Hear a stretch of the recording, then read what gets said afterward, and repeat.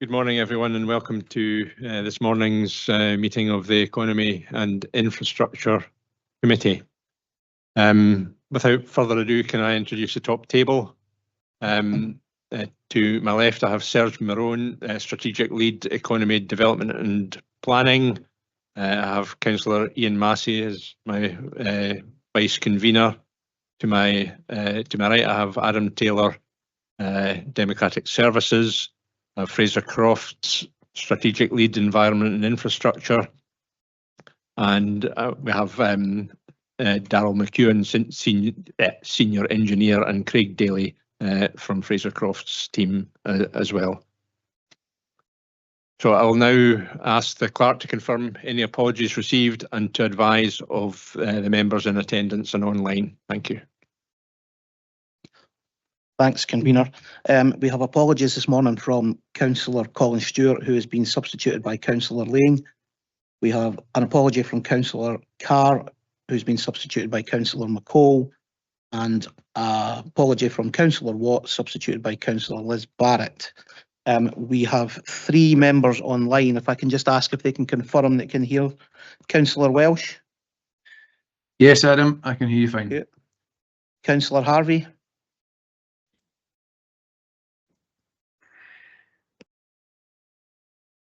Councillor Harvey, can you hear us?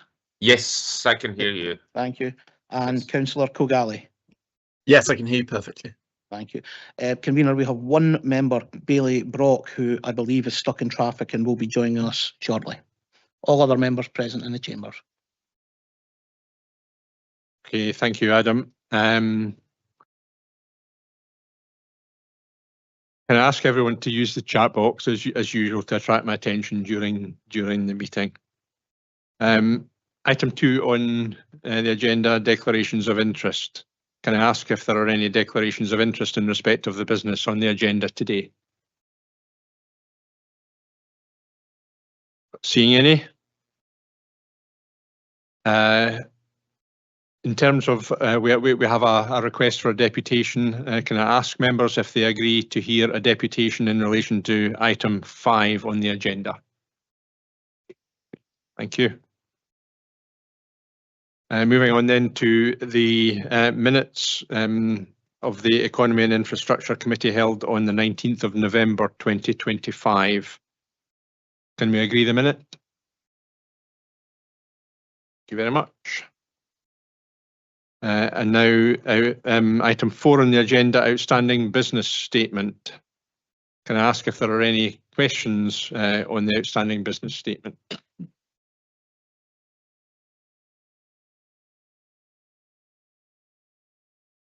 Not seeing any.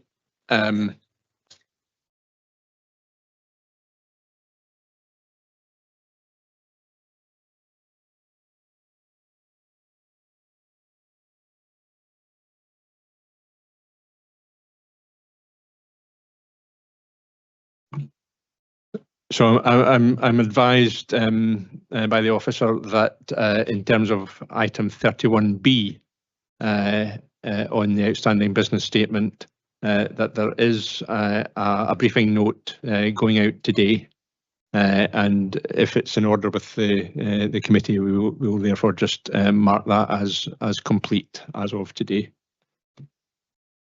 So can I ask that the outstanding business statement can be noted and for the completed actions to be removed from the outstanding business statement? Is that agreed? Thank you so much. Okay, so moving on then to item 5 on the agenda, which is the Viewlands School exclusion zone. And as we've agreed, can I now invite Mr. Gordon McMillan and Mr. Gordon Mack to make their deputation? Want to come up to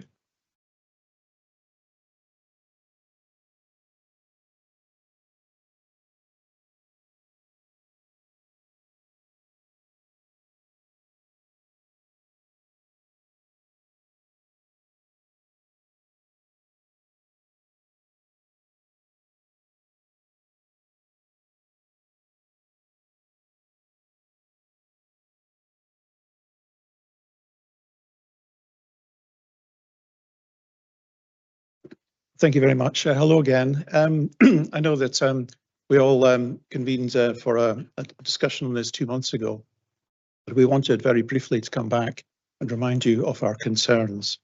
I just wanted to say that the residents of Hewlands Place are all very strongly opposed to these proposals. In 2022, every resident in Hewlands Place signed a petition requesting that Hewlands Place be included within the zone. We were worried that the problems would occur if this didn't happen. And now, with the current proposals on the table, everyone again in Hewlands Place has signed a petition. They're opposing the proposals and they would like them to be rejected. Under the proposals before you, all drop-off vehicles will be directed to attempt to place in Murray Terrace, to park rather, in Murray Terrace and Hewlands Place, all at the same time. We think that's a significant reduction in the level of residential amenity for local people. It will change the nature of our street, and we strongly oppose that. We don't see any evidence that reducing the size of the zone will improve driver behaviour and improve compliance. And as a result, respectfully, we ask you to recognise our concerns unanimously expressed and make no changes to the current exclusion zone. Thank you. Thank you very much. Do you wish to add to that? Yeah. Thank you. Okay. Thank you very much, ladies and gentlemen, for taking the time to listen to us. We appreciate it very much.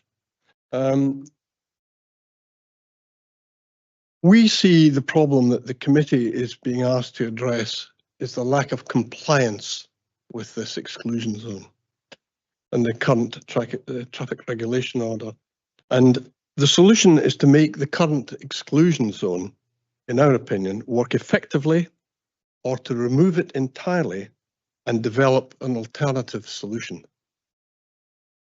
There has been very sporadic attendance by Police Scotland throughout the existence of this SEZ to enforce the current regulations. On a single day in November, surveyed by local residents, 80 vehicles were illegally parked in Murray Place, Oakbank Crescent and Fraser Terrace at 3 p.m. And that indicates to you the scale of the issue facing you all. Without proper enforcement and the issuing of fixed penalty notices, the zone will never be fully effective, no matter what size it is. So what's the alternative for you to consider? Well, in our opinion, humble though it may be, we suggest the creation of a drop-off zone within the school grounds at the southwest corner campus at the junction of Fairies Road and Oakbank Crescent. Currently, it is empty, offering a traffic-free and secure path directly from the drop-off zone through the campus to all 3 schools. And as we have calculated it, it is capable of holding at least 200 vehicles. Think about it. Legislation does not exclude the use of school sites for safety improvements. It is designed to prevent residential development within school grounds. And, as we can see, the council has already taken an area of school ground to build the footpath from Fairies Road down to the main gates of the academy, setting a precedent, I would suggest. Playing field ground, yes, as I say, was used to create this pedestrian pathway. And that, ladies and gentlemen, is really the issue in a very small nutshell. I could go on. We've been looking at this issue for some considerable time now. Nothing has happened, no matter what size this exclusion has been, to allow it or to make it appear to work effectively. And I would urge you to consider the alternatives. Thank you very much.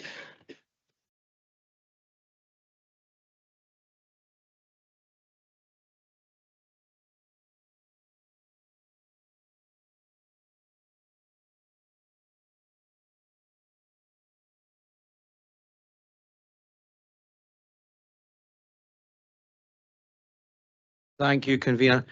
Could you repeat the area that you said you suggested for a drop-off point? Because I've got,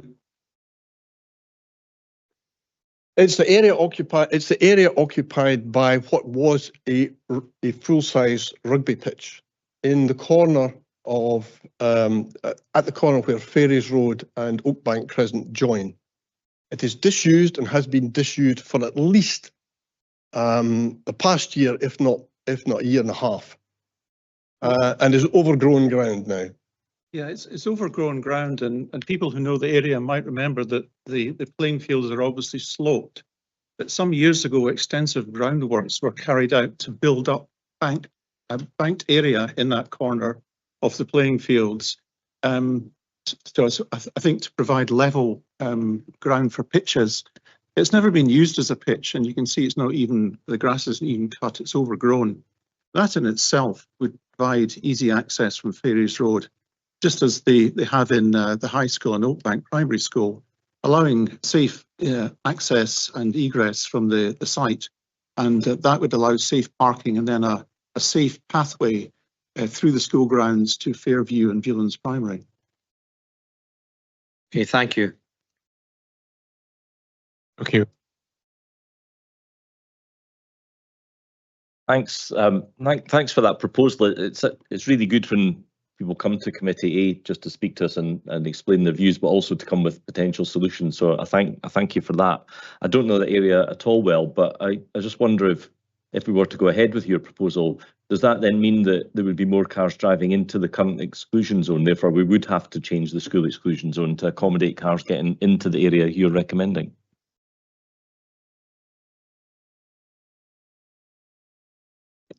Yeah, Ferries Road isn't in the exclusion zone, so if the access to that corner was from Ferries Road, then that wouldn't require any change in the current zone.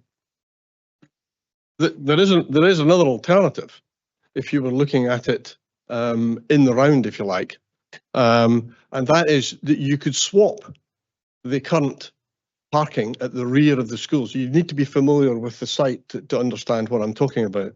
And to make the main parking for the whole of the campus in that corner that we've just been discussing, and make all of that a designated parking for the 3 school campuses, and just have a drop-off zone where the current parking is at the back of the schools. So there is an alternative. It depends how you look at it, and it depends on the way it's considered and by the experts on it. We are not the experts. We can only look at what's there in front of us and say, well, have we do this? It's a very difficult site for the whole of the council to consider. It's surrounded by housing. It's very tight streets. It's 3 schools, multiple entrances, and a very, very difficult to overcome. But it's going to require a fairly dramatic change of plan that will not be achieved by simply making this exclusion zone smaller. Thank you. There's a very effective drop-off zone operating at the high school. Perth High School. Primary. Next door, virtually. And the campus at Viewlands and the academy is bigger ground than the high school and Oakbank. Thank you. Okay, Thank you very much, convener. Councillor Forbes practically asked my question, and I explained to you before, I lived in Fraser Terrace for many years, and I know the problem. The problem nowadays we have is that it's a good solution. I think it's a very good solution, but we seem to live in a times where people just ignore any compliance at all. I mean, if you say to them, don't partner a pavement, they'll do it. And if you say, you're not allowed to do this. So do you see that just as Councillor Forbes asked, would it take the problem away from there?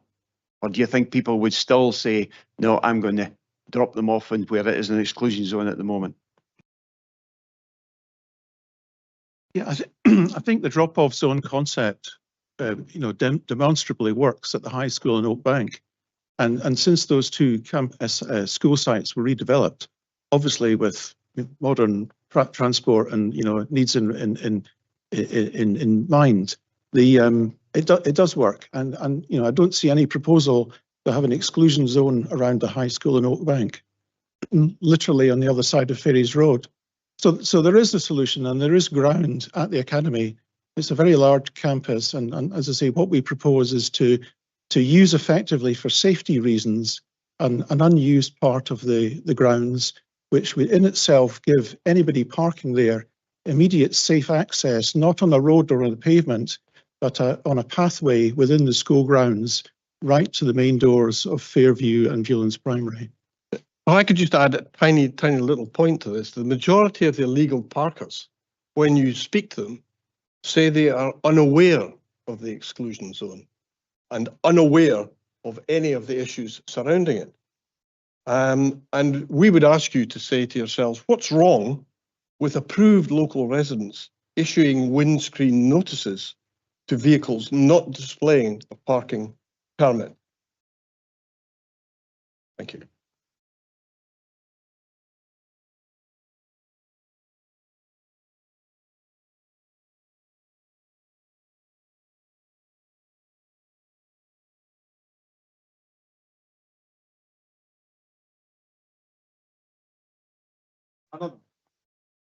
Bear with me, we have another technical problem. Okay. Good, we don't have a technical problem. Okay, so moving on then, I will now ask Darryl McEwen, Senior Engineer in the Traffic and Network team, to introduce his report. Thank you, Darryl. Thank you, Convener. The report being presented is the same as that put forward at the November meeting. There have been no changes to the content of the report or the recommendations. However, there were a number of questions raised at the last meeting that I can respond to now, which may help to inform the committee's decision. Regarding the traffic regulation order, the temporary traffic regulation order for the exclusion zone has lapsed, so at present, the access restriction is not enforceable. We have continued to display the flashing amber beacons at school times to discourage any unnecessary vehicle movements and to encourage self-regulation. Our use of the reference that drivers must comply with the restriction has been misleading. There is no TRO in place to back it up. A better terminology would have been to say that drivers should comply. So I apologise for this lack of clarity, which was not deliberate. If the report is supported and the recommendations approved, we'll work with our legal services team to promote the new traffic regulation order. There is a legal framework to go through, so it will take at best several weeks to complete this, but we would aim to have the TRO in place for after the April holidays, but we would start work on the communication campaign with parents, with residents, with teachers during the period between now and April, so that everyone is aware of what is happening. However, if there are objections as part of that consultation exercise for the creation of the TRO, we may need to report back to this committee. Regarding enforcement, enforcement of the access restriction is currently a matter for Police Scotland. Traffic violations such as exceeding a speed limit or driving through a no entry are generally enforced by the police because these are moving vehicle offences and only the police have the powers to stop those vehicles. The Council's parking attendants cannot enforce moving vehicle offences, largely because of personal safety issues. They enforce on-street parking and pavement parking because those vehicles are stationary. Some local authorities do enforce access restrictions, such as bus lanes, using automatic number plate recognition technology. For a site the size of Viewlands, it is unlikely that the money generated by fixed penalty notices would be sufficient to cover the costs of the installation and administration of an ANPR system. To put this in context, the average speed cameras along the A9 have been successful in lowering vehicle speeds and reducing both collisions and casualties. However, the operating costs have to be subsidised by Transport Scotland because the money raised from fines does not cover these costs. This council can enforce the bus clearway and the school keep clear restrictions that are outside the school. Unlike single or double yellow lines which allow drivers to stop and let passengers board or alight, the bus clearway and the school keep clear restrictions prohibit drivers from stopping on them during the times displayed on the signs. The length of Oakbank Crescent covered by these restrictions is currently being reviewed in consultation with our public transport unit and with the school crossing patroller as part of the wider project to upgrade the pedestrian and access facilities around the school. Enforcement of the access restriction itself will remain the responsibility of the police. Regarding smaller zones, at the last D&I committee meeting in November, there was a question about keeping or extending the zone. The report explains that a smaller model, especially one on a no-through road such as at Balhousie or at Gilton, with low traffic volumes and fewer residential properties, is the most effective layout. Even though residents are permitted to drive within the zone, their movements encourage similar practice from non-permit holders. So the fewer properties that are affected, the better. This is the same experience as encountered by other Scottish local authorities. We've been in discussion with neighbouring authorities in Dundee and in Highland, and we have spoken with East Lothian Council, who were the first to trial a school exclusion zone at Haddington. Last year, I was interviewed on behalf of Perth and Kinross Council for a national research project into school exclusion zones. The project was being undertaken by Cambridge University. The researcher, Olivia Elliott, is a doctor of epidemiology, and I had to look that one up. She was looking at the physical and mental health benefits of children walking to and from school. The report is due to be published next month, so it's not yet publicly available. But I have been advised by Dr. Elliott that her report will support our position that a smaller zone in the vicinity of the school is more likely to be complied with and will be more successful in getting parents and children out of their cars. Convener, I hope this additional information is helpful, but I'm happy to take any questions about the report or the supplementary information I've just given. Thank you, Darrell. And I'm going to now ask for questions, and I see the first one is from Councillor Forbes. Angus. Thanks, Darrell. The proposal that was put forward to us just a minute ago about allocating some part of that school ground to parking, I'm assuming this is completely new to you and you've not had any chance to look at it, but is there any opportunity that you could, or any possibility you could just give us your views on that? At the very start of the school exclusion zone project, we had looked at this. We'd been in discussion with Education Service.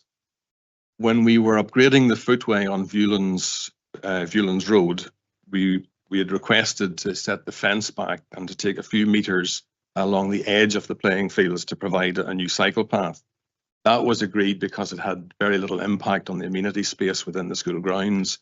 The provision of a car park off Ferries Road, the amount of space that would take up, and the construction of a new footway through the school campus to access all three schools would use up a lot more space. And at that time, Education Service were not willing to proceed any further with that discussion about the giving up of the space.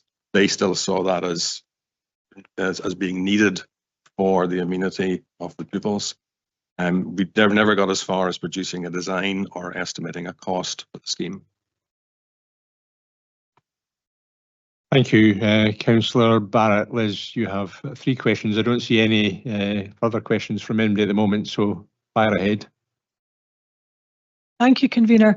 The first question is, as noted in 412 of the report, ward councillors and especially Councillor McCole and myself have repeatedly asked for the coordinated education and enforcement of the school exclusion zone, and especially the involvement of school pupils.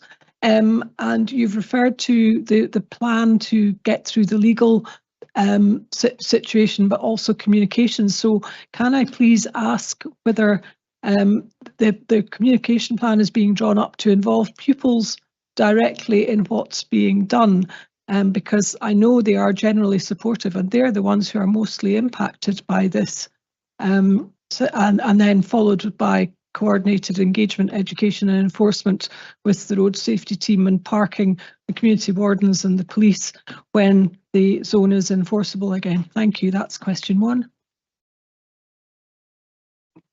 Regarding the communications, the intention is that at the start of each term, there would be publicity distributed to the parents through the schools, and then we would have a regular presence of council officers and if the police were available on the site. So there'll be a visual deterrent there, as well as the opportunity to actually enforce. Regarding the engagement with the pupils, we had an exercise with the school. We have offered an extended an invitation to the schools on numerous occasions to come in and speak with them and to work with the pupils. It's a new area for us as engineers, but it's actually remarkably refreshing dealing with the children.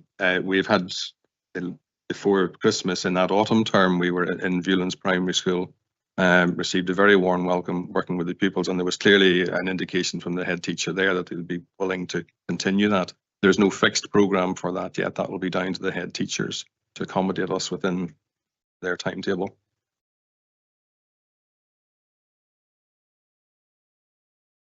Yeah, just I know you're engineers. Can I ask you ask our comms plan to help you with the engagement and involvement of pupils, so that we can make best use of their skills, because they can produce fantastic posters and banners, as we've seen at Oakbank Primary recently. Thank you. I see there are other questions. Do you want to take others and come back to me? Yeah, thanks. And that's an extremely good suggestion in terms of getting children involved in comms, absolutely. Okay, so we do now have a number of additional questions, first questions, if you like. So Councillor McCall, Sheila. Thank you. I probably have more than one question too, but we'll start off with this one. So I was very heavily involved in this since 2017 in developing this school exclusion zone, and the issue of pupil safety was the driver behind all of this.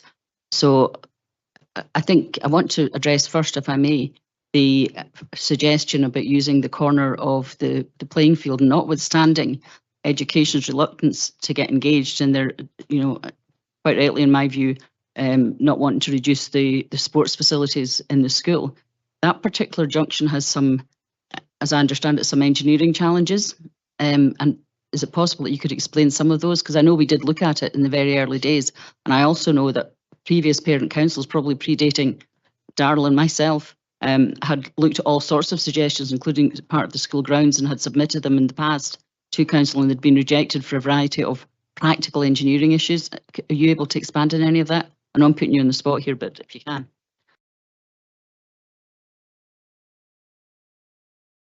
Regarding the engineering measures, because the playing field was levelled a number of years ago, there's a noticeable difference in ground level between the top of the playing field and the road network next to it. When we were constructing the footway along Ferries Road, we had two options. One was to build it within the carriageway and to reduce the width of the wide carriageway on the road side of the trees. The other option was to keep the carriageway width the same, but construct the new path on the school side, go in behind the trees. But because of the difference in level, the amount of excavation that would be required, especially as you approach the Oakbank Crescent site, would have meant that the earthworks would have been considerable, and a much larger area of ground would have been used up. Because you've got the trees there, you may have to lose some of the trees if you're going to bring in a new vehicular access directly off Ferries Road. If you were trying to move away from where the ground is higher. If you try and come in off Oakbank Crescent, again, because the ground was raised up, there's a lot of earthworks involved. From an engineering point of view, it can be done. We could construct it, but there are major cost implications in order to provide it.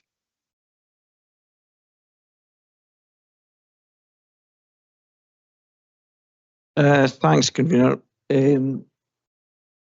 A lot of this I'll have to bow down to the local knowledge of other elected members, which is only right. But the question, to go back to what was raised by the people who came with the proposal of creating a car park in the corner of if it's unused.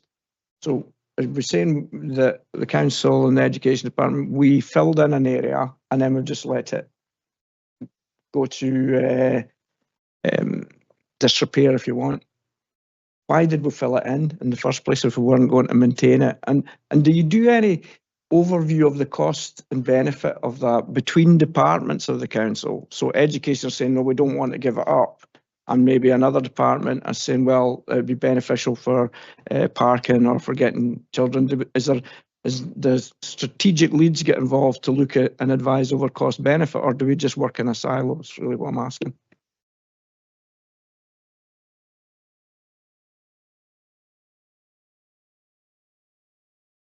Fraser? Thank you. Not familiar with the history to that, Councillor Laying. In response, yes is the answer to that. We should be having those conversations together. I think what we have here, based on the very specific proposal, this is something that has been considered in the past, but clearly the cost implications, as much as anything, are likely to prohibit any particular change here. So the question of whether or not we should be speaking to each other, absolutely, in terms of this specific circumstances, it sounds to me as though we have considered in the past, but we're looking at cost prohibition in terms of that solution.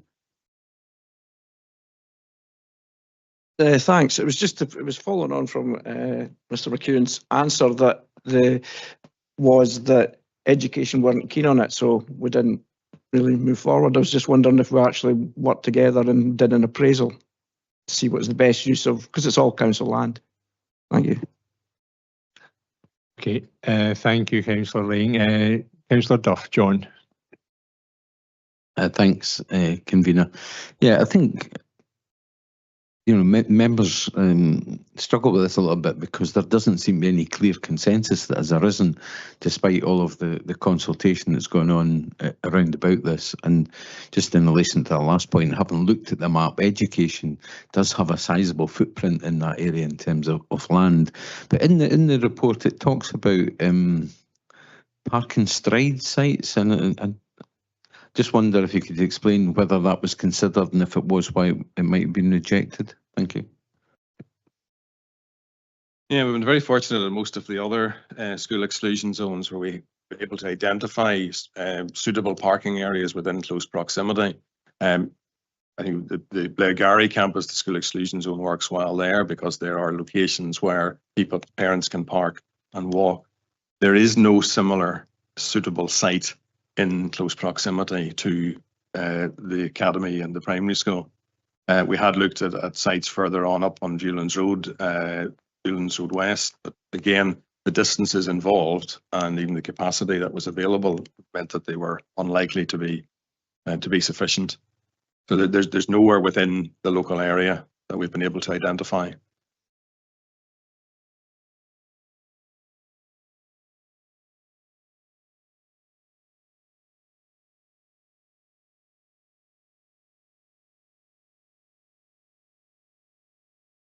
Okay, can you hear me now? Yeah.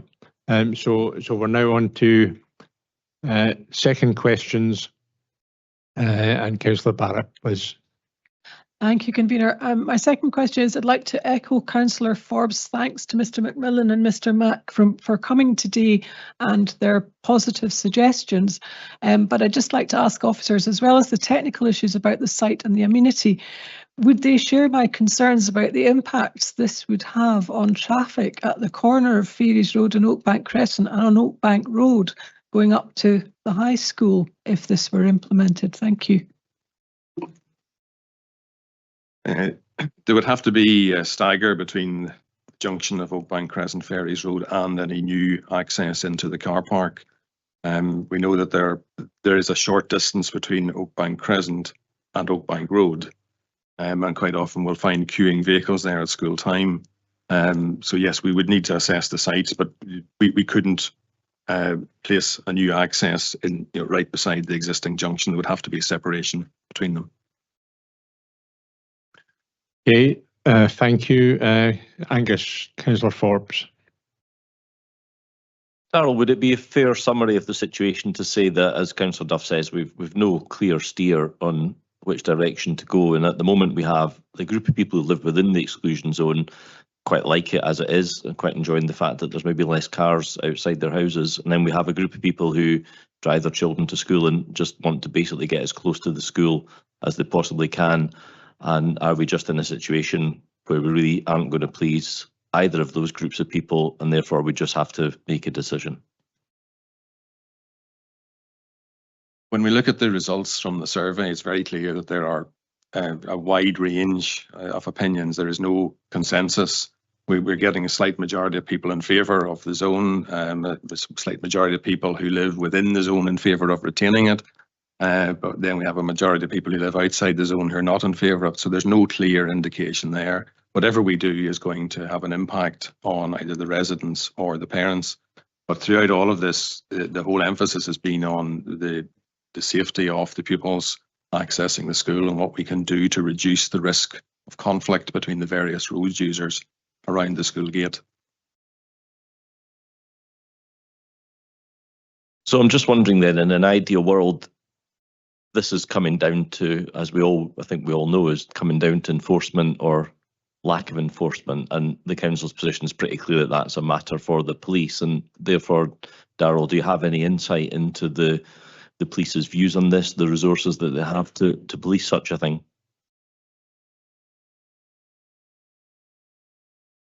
The police's position has always been consistent in that they will attend, resources permitting, in response to community concerns. We know on the ground that we don't have any details from the police, or they haven't kept the information on the number of site visits that they've attended. But we know that their attendance is not as frequent as perhaps some of the residents would have liked. It, like any speed limit or any access restriction, it shouldn't rely solely on the ability to enforce it. There should be an understanding on the part of the road users, particularly the drivers, as to why that restriction is in place. And the responsibility remains with the driver to comply with that. We have a situation here where we have a lot of pedestrian activity, and it's clearly evident that there are pedestrians moving around those streets. Yet we continue to see poor driving practice, poor driver discipline. But that's the responsibility of those drivers.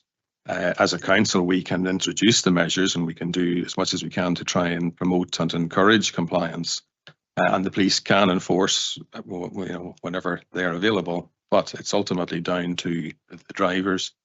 I think, as Councillor Barrett had said, that we need to focus on the communication strategy about how we get that information across to parents, to the residents, and continue to do that, to have some sort of long-term plan, because this is about changing how we use the road, changing people's views on what is acceptable on the road network.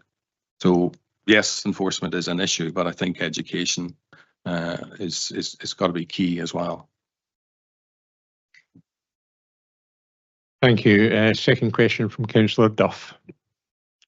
Thanks, Darrell. I just wonder, have we done any assessment at all of what the compliance levels actually are? Have we been in any way able to look, do a survey and say, these are permitted vehicles and these aren't, and that's roughly the split, if you like, in terms of compliance and non-compliance for the area?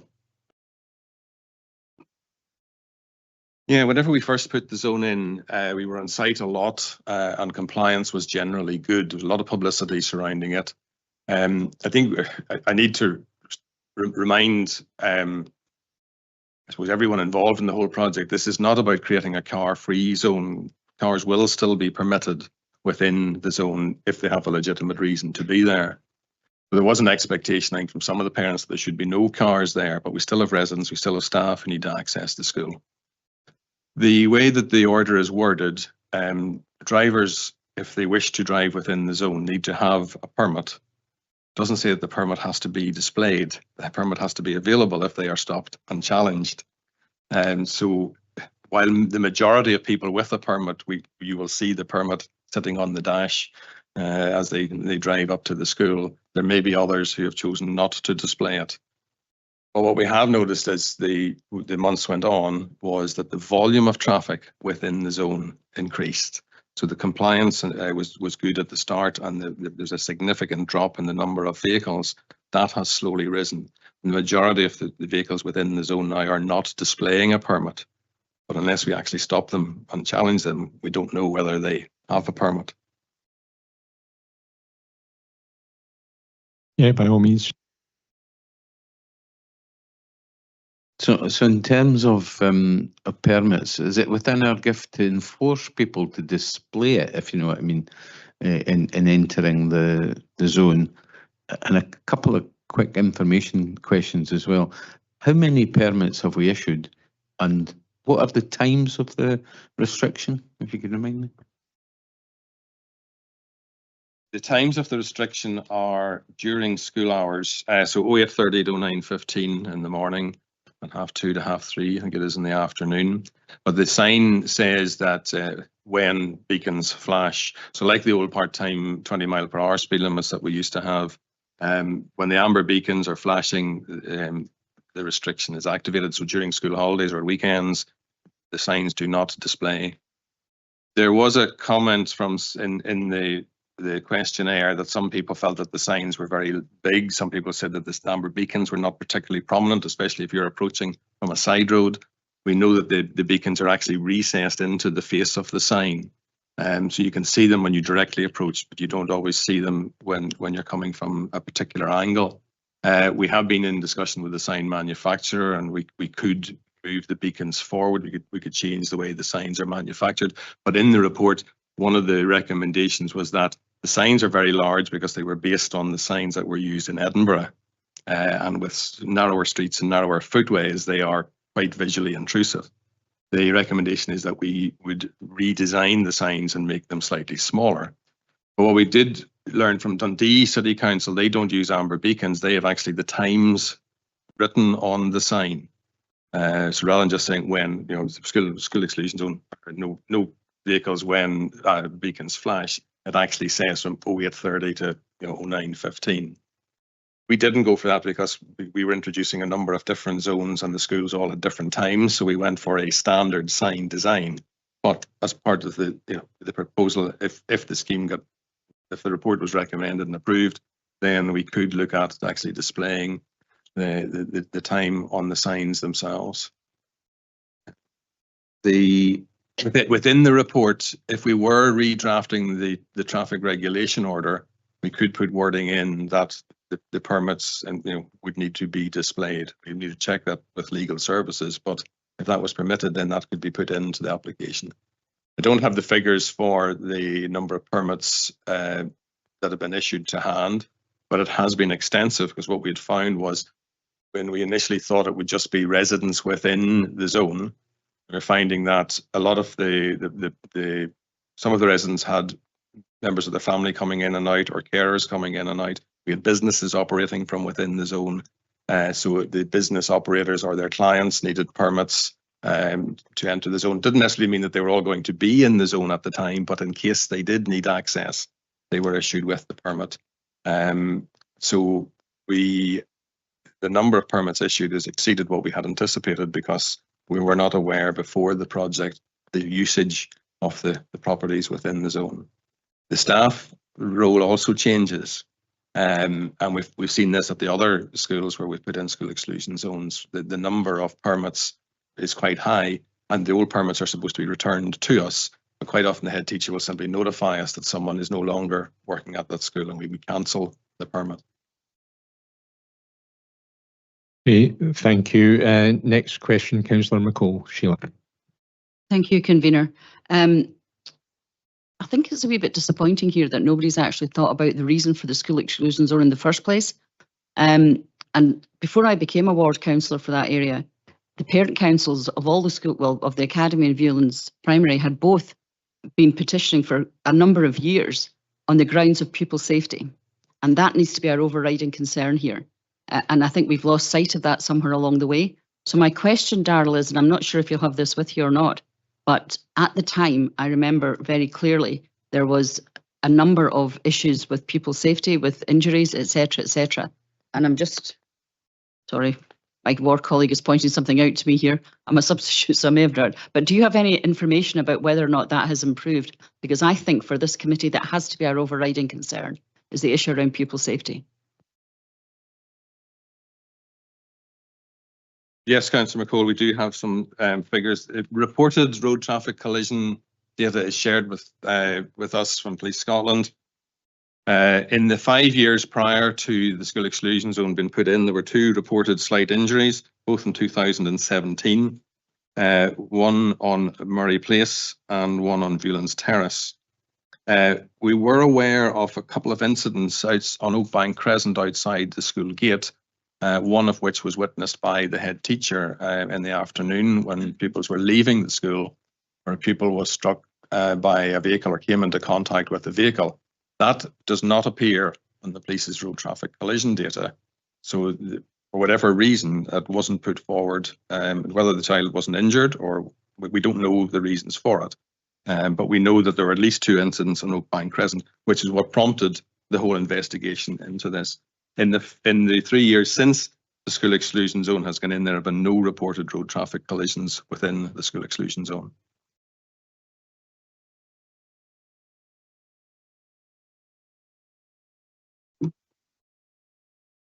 Thank you, Darrell.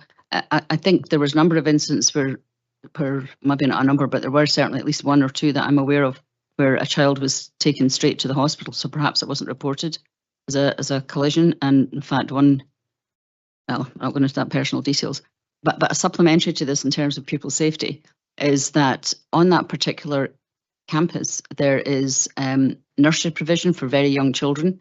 And there's also a Fairview School, which both of which really require both the very young children and those young people with additional support needs to be dropped at the school grounds, which is was that not one of the reasons for for retaining the access through that area? Because I think any other potential access route from anywhere else on the school grounds was considered at the time, if I recall correctly, and was considered impractical for the needs of those particular pupils and their safety. Thank you. Yeah, all the Fairview pupils are entitled to a permit. They're actually brought in by taxi, which has to drive through the school grounds and are brought up to the door of the school and are escorted in and out.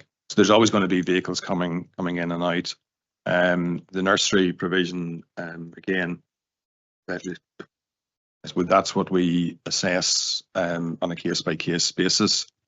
But I think it does sort of emphasise the point that I made earlier, that this is not a car-free zone. It's about managing the vehicles that are there.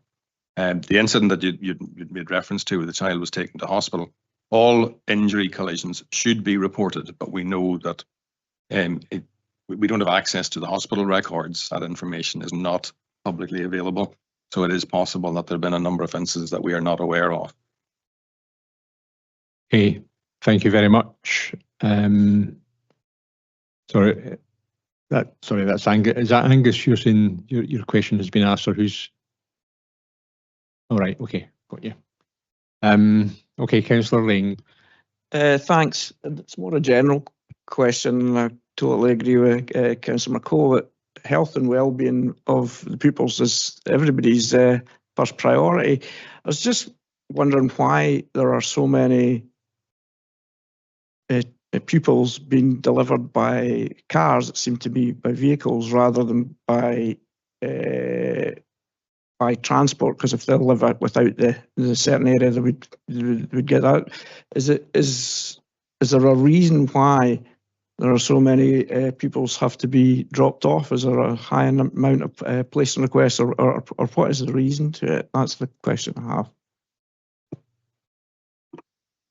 Yeah, we know from information from the head teacher there are a large number of placement requests. So we've got pupils who are from outside the area. Some of the placement requests, though, are just outside the area. For example, the other side of Glasgow Road, whereas others are, coming in from Dunning or coming in from Scone. So yes, we've got a lot more vehicle movements around the Viewlands Primary School than we encounter at most other schools. Okay, thanks. And that would obviously account because they wouldn't be entitled to school transport, and then that's why they'll be getting driven in. So that answers my question of why there's so many movements. Thank you. And I think the final question now is Councillor Barrett, Liz. Thank you. It's just an additional question really about what happens next. 5.3 notes that the traffic volume and speed surveys will be undertaken both before and after the changes, and 5.7 refers to some speed calming projects that were presented to E&I last May. Residents and parents have expressed concerns and suggestions, and I have passed these on to the road safety team about safer routes for active travel to school, and I just wanted to ask, what will be done to address the concerns and suggestions that have been raised that aren't included in the proposals that were presented in May? Thank you. Councillor Barrett, can I just ask you to clarify that? You're asking for the projects that were not included in the report in May? There are things like, there was one that came to me earlier this week that I just passed on to you yesterday, asking for more things like double yellow lines around corners, speed bumps, which I appreciate are you're not going to want to do when it's a 20-mile-an-hour zone anyway. But it's just looking at those things and just will they be, what will be done to address these? Will they be included perhaps in the active routes to school plans that we talked about in the update on outstanding business? Thank you. Thanks for that clarification. Yes, the projects that were identified in the May report, some of the design work has already been undertaken, and so the likes of the priority system on Viewlands Road, the amendments to the junction of Murray Terrace, that design work is underway and it's been programmed with Takeside contracts. Some of the other projects will be in future years, and the provision of footways in Glasgow Road, or whether we proceed with a Puffin crossing on Ferries Road. Some of the smaller stuff which has been identified through the assessment of the transport links through the school, we'll be able to implement those in the next financial year. Now that would include the provision of double yellow lines around some of the junctions to try and push traffic away, because on our site observations over the last few months, we continue to see vehicles parked right on the junction, parents getting children in and out of the car from the roadside rather than from the footway. So yellow lines around the Fraser Terrace, Oakbank Crescent junction, double yellow lines around the Murray Place, Oakbank Crescent junction. We've been in discussion with the school crossing patroller. The crossing patroller signs are faded. The plan is to replace and upgrade those and relocate one of them to make it more prominent. We're in discussion with the public transport unit, because at the moment the buses that line up on Oakbank Crescent, there's only one bus clearway there, and the buses are actually sitting on the school keep clear markings, which when other drivers see that encourages them to park on the school keep clear. So the intention would be that they would all be amended and the bus clearway extended. We have experimented at some other sites with the use of coloured surfacing to try and make the bus clearways a little more prominent, to try and encourage better compliance. But at least the clearways, the yellow lines, those are things which are within the council's powers to enforce. The markings then through the campus itself, the provision of virtual walkways, we hope to get that in probably either late at the end of this financial year or early in the new financial year. But we'll be distributing the drawings out to the head teacher, and we can copy in the ward councillors as well. And we have a final. Yes, thank you, convener, and apologies, this just occurred to me listening to all the other questions.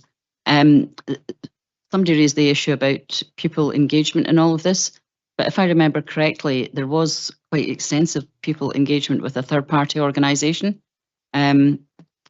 If you have any of that detail available to share, I think that might be helpful to the committee, what the pupil response was at that time.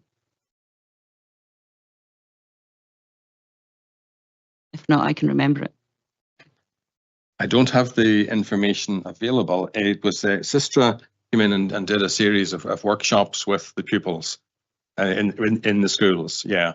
And that there was a report that was presented, which was included in one of the previous reports, and that was good because it gave us a great insight into the views of the pupils. The workshop that I recently undertook with Viewlands Primary School pupils was largely based on the type of questions that were asked in that report, and we would want to continue to do that. The advantage of that report, that written report, we'd be able to then share that with the parents as well. So any information, anything that we do with the pupils needs to go home.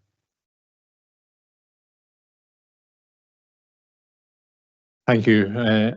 I'm not seeing any further questions, so at this point in time, I would like to move the report and actually echo some of the comments that have been made by colleagues during questions, etc. School exclusion zones are primarily designed to improve road safety and promote active travel to schools. They restrict access to certain streets around schools during specific times, typically during the school day, where there are vulnerable road users, in this case, child pedestrians. It is hoped that by reducing the exclusion zone to those streets closer to Viewlands Primary School, it will help encourage better compliance with the access restrictions. And if committee approves, the necessary regulations will be promulgated and regular enforcement by Police Scotland, supported by a coordinated publicity campaign undertaken by the council, and again involving school children in the nature of the publicity, will help reduce the risk of conflict between the various road users. It will also help reduce dependence on vehicular transport and encourage active modes of transport.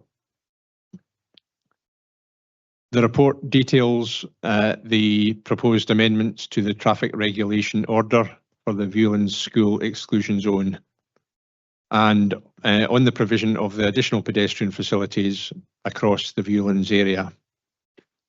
I'm happy to accept the recommendations in the report and move the paper for approval. And can I ask Councillor Massey to second the report, please?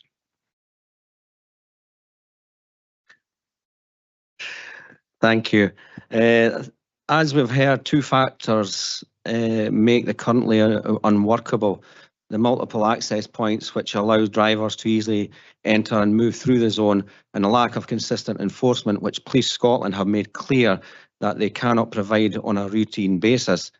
We have listened to our residents and parents, and what I'm hearing is that a significant number of residents and parents say they are not opposed to an exclusion zone, but they are opposed to an exclusion zone that simply doesn't work. I think this is a balanced, pragmatic way forward, because doing nothing is not an option. Removing the zone entirely would reintroduce the very congestion and safety issues that led to its creation. Keeping the current zone would lock us into design that we know does not work. The reduced zone is the only option grounded in evidence and backed by practical experience of the community, the schools, and our parents and road safety experts. This is a proportionate and carefully considered compromise that focuses restrictions where they make the most difference, supports active travel, and I hope rebuilds public confidence in the scheme. It is the right solution for Viewlands, for Fairview, and for Perth Academy, most importantly for the safety and well-being of the children accessing these schools. I support the recommendations to promote the new traffic regulation order for a reduced school exclusion zone, and genuinely believe it will improve safety for pupils, families, and residents. Thank you. Thank you. We have an amendment, Councillor Forbes. I think committee services have it. Hopefully we can see it as pretty straightforward.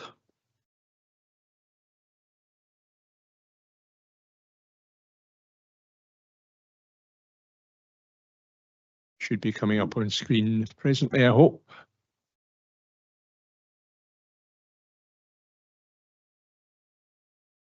A couple of minutes just to read that. Thank you.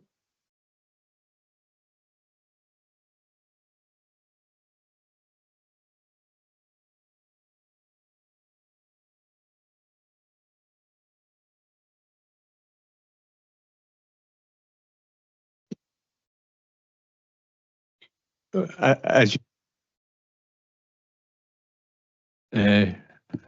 your proposed amendment is clear, and Councillor Duff, you second this amendment, I see.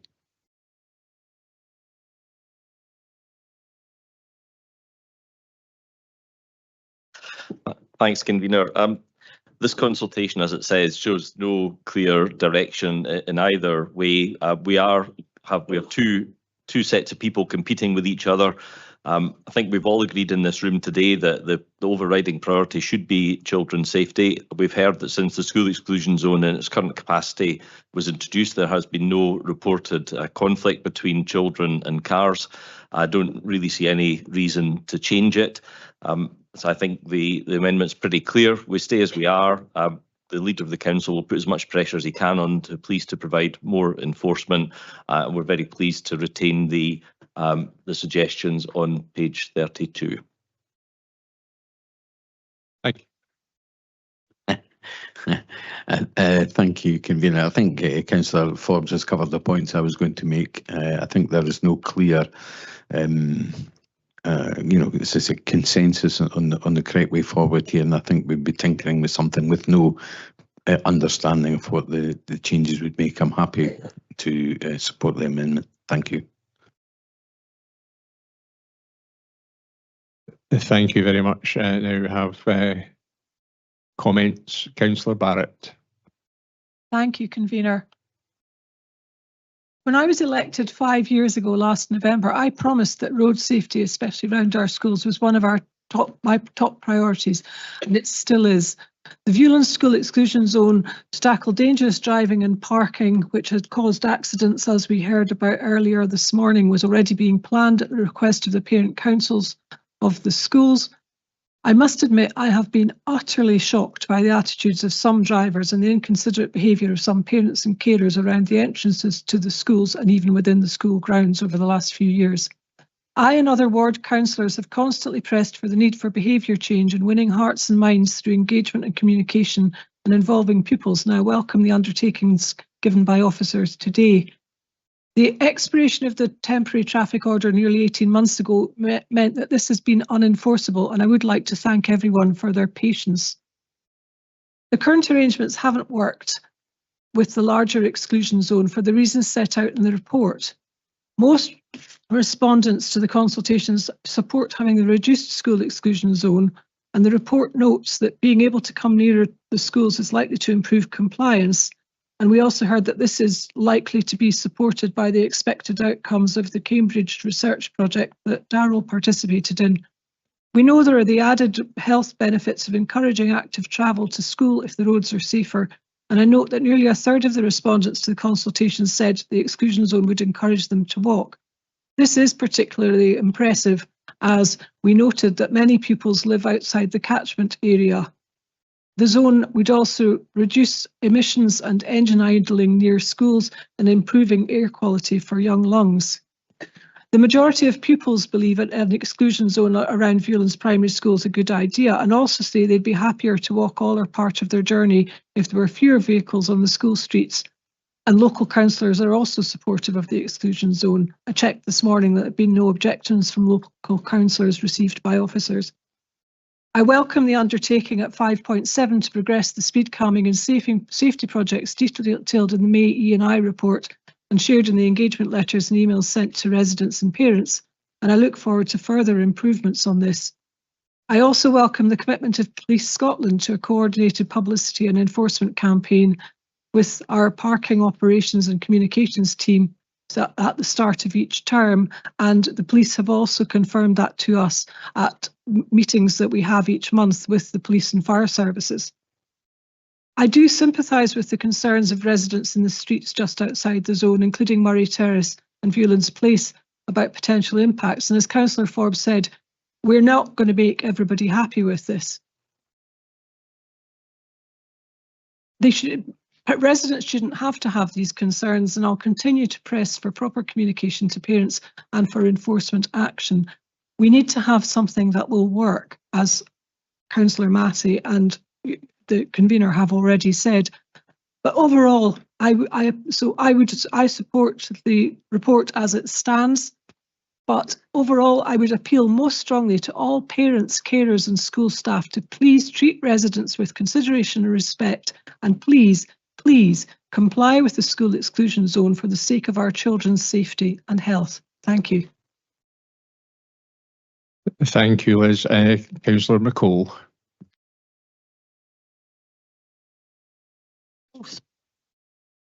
Thank you, convener.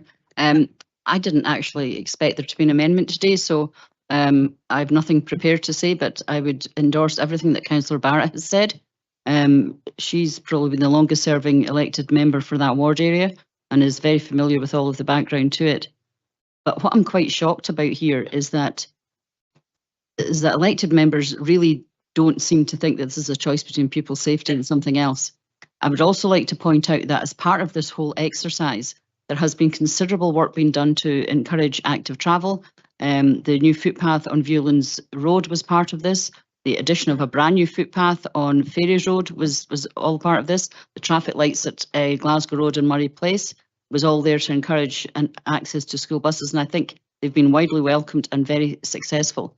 So to suggest that this is, and this is the impression I'm getting, now it may be erroneous, but nevertheless, I get the impression that there's a feeling within this chamber that not enough work has been done to try and encourage a variety of solutions to improve pupil safety around the schools, and that there hasn't been extensive engagement.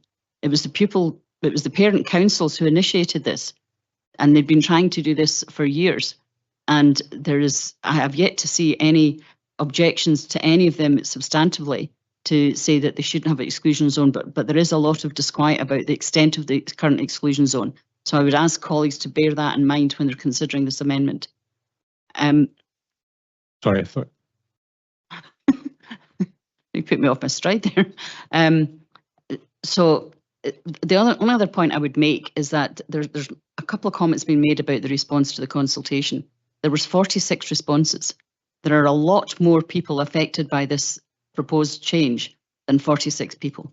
There are a number of other streets as well that will be impacted, and yet, and also the consultation would have gone out to a variety of other stakeholders as well. So the response has been quite low. That generally tells me that people are either happy with well, usually they're happy with what's been proposed. So I think we need to see that consultation in that context. It's a much wider area, and I would urge people to reject this amendment, and I will be supporting the motion. Thank you. Thank you, Councillor Lane. Thanks very much, Convener. I think I'll speak for everybody else within the chamber here.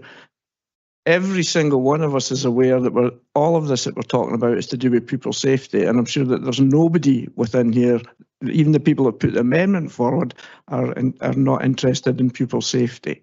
So that's the first point I want to clear up. I have some sympathy with the amendment because this seems to be a plan that's been brought down by people not adhering to what was passed in the first place.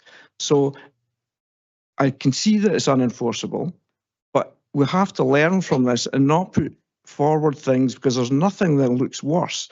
That if every other exclusion zone we start to shrink it because people aren't adhering to what we've passed, we'll end up with no school exclusion zones at all. So I think that's what the amendment's possibly trying to say. That's what I take from it, is we don't want to reduce it because it looks like we're reducing it for the wrong reasons. However, saying that, I trust local elected members to know best what's going on. I'm not au fait with all these streets. I've heard them, I've driven them, but I'm not there at the time the schools are coming. So while I have a lot of sympathy with the amendment, I will vote with the motion. But I think we need to take it on board that when we're looking at other areas of putting school exclusion zone, we're actually making them enforceable, and we will continue to try and do that, or this is just going to make all school exclusion zones called into question. I'd like your convener to maybe take that on board. Thanks. Yeah, absolutely, Councillor Lang, and I agree with your first point. Absolutely, regarding the primacy of safety, road safety. Of that, there is no doubt. I'm quite sure, and I also would just observe that this particular school exclusion zone has been particularly challenging because of the number of educational premises within the area, and just trying to accommodate everything in a concentrated area, and it's been challenging, and this is the proposed pragmatic solution. Pardon me. So without further ado, if there are no further comments, I would just ask. Oh, sorry, I'm not seeing. Is there something from? Sorry, I beg your pardon. Yeah. So, Councillor Forbes, do you want to sum up your amendment? Yeah, thanks, Convener. And I just want to thank Councillor Lang for his comments, because despite some suggestions within the chamber, pupil safety is absolutely the priority here for me, for my colleagues in the Conservative group, and I know for every single person across this chamber. But I think what we have to remember is the current situation was the officer's first proposal, and we have to assume that the officers, because we know the professional, will have looked at this second proposal at that time and decided it wasn't the right thing to do. We also know that there have been no reported incidents between pupils and vehicles under the current situation. We're only here because people are complaining about it. I think what Councillor Ling said was absolutely right. If we continue to reduce these zones, we'll reduce it further again in the future because there'll be more complaints about that. We'll look at other school exclusion zones and potentially look at reducing them. I think we're opening up a direction that we don't want to go in. The current situation is working. It is what the officers suggested we do way back at the start. I don't see any reason to make any changes to it. So obviously I will be supporting my own amendment. Thank you. I have no further comments to make, so straight to Adam to take the vote. Thanks, Convener. We'll now go to a roll call vote in line with the Council standing orders. We have a motion proposed by yourself, Convener, and seconded by Councillor Massey, which is to approve the recommendations as set out in the report. We have an amendment proposed by Councillor Forbes, seconded by Councillor Duff, the details of which have been displayed on the screen. When I call your name, if you can indicate whether you're voting for the motion or the amendment. Councillor Anderson. Amendment. Motion.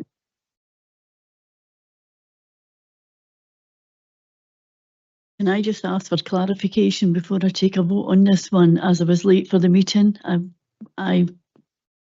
Is that okay to go? I'll go with the motion. Motion. Motion. Amendment. Amendment.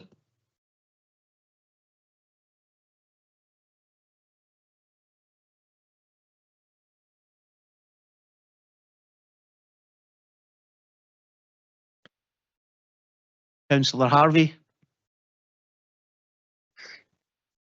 Sorry, I couldn't hear you there. Motion. Councillor Kogali. Amendment. Councillor Ling. Motion. Motion. Motion.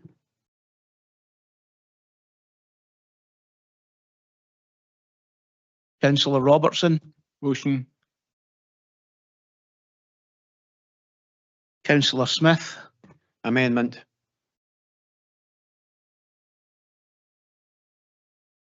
And finally, Councillor Welsh. Motion. We have 10 votes for the motion, 5 votes for the amendment. Therefore, the motion will carry. Okay, thank you. Thank you for that. We're now going to take a short recess of just 5 minutes, so back in 10:51. Thank you. Thank you. Okay, next today we are considering the first tranche of conservation area appraisals, which are being rolled out by colleagues within the wider planning team. As members will have read, there are 36 conservation areas within Perth and Kinross, and of these, 22 of them have adopted conservation area appraisals. The most recent of these was completed way back in 2015, and it has been recognised that these documents should now be brought up to date. Today we are joined in the chamber by Paul Williamson, team leader for local developments, who also has line management responsibility for built heritage and conservation matters, and he will be introducing each of these reports. He's accompanied by Diane Barbary and Alistair Finlayson, the conservation officers within his team who have undertaken the majority of the appraisal work and who are available to answer any specific questions on the work undertaken. I'll now hand you over to Paul to introduce the first report, which is on Burnham Conservation Area Appraisal and Management Plan. Paul. Thank you, Convener. As members shall note within the circulated report and papers, designation of a conservation area recognises the unique quality of the heritage of that area. The quality does not relate solely to the buildings, but also includes other features, including topography, materials, streets, trees, and landscaping.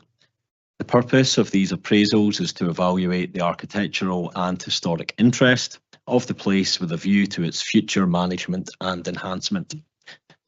As you allude, the first appraisal today relates to the Burnham Conservation Area, which was originally designated in 1996.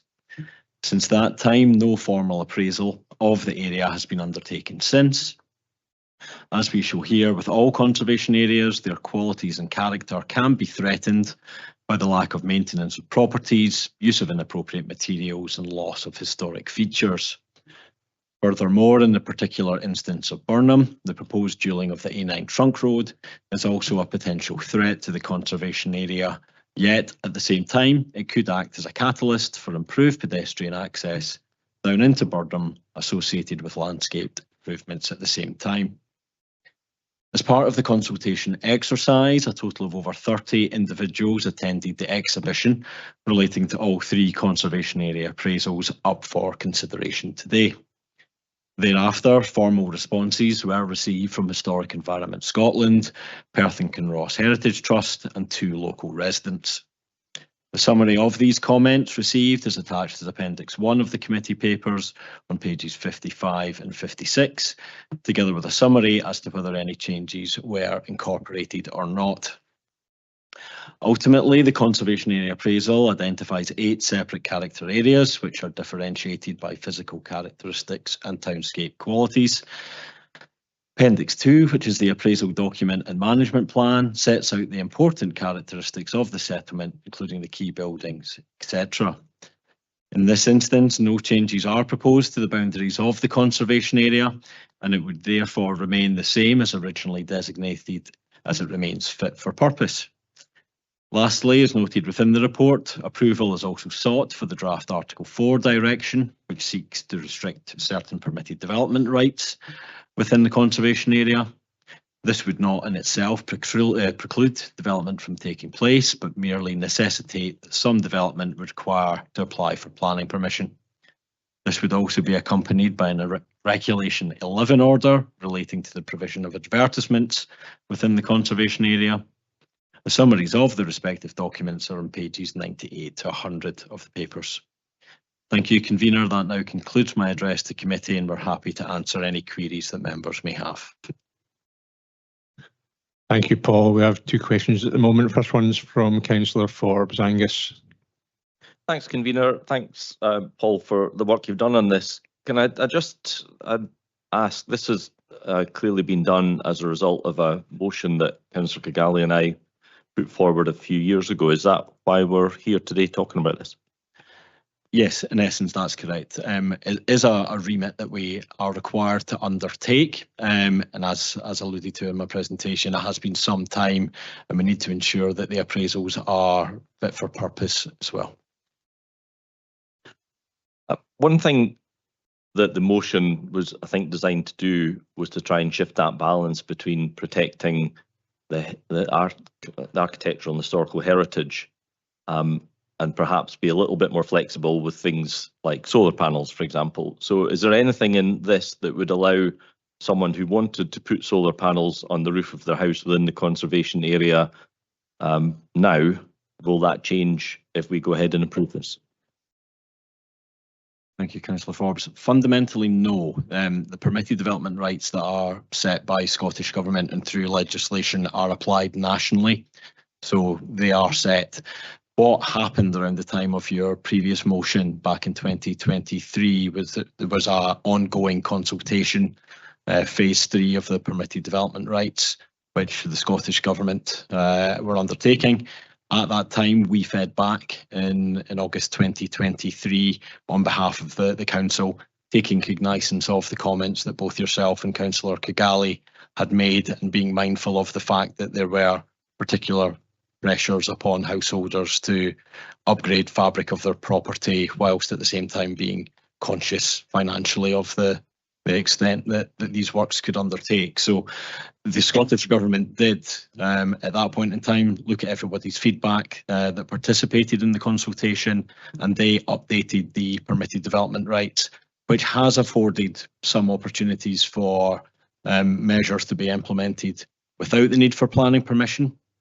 Yet at the same time, the measures that they have introduced have also brought with it some complexity, in that it's introduced new processes and procedures for formal submissions still to be made. So in short, yes, there have been some aspects that have been relaxed, but ultimately we are still confined by the legislation set before us by the Scottish Government. Thank you. Councillor Kilgally, Noah. Hi, thanks. A comment, I suppose, or a question on how that original motion has been implemented, and it quite clearly says that we're going to have a minimum of 4 every year.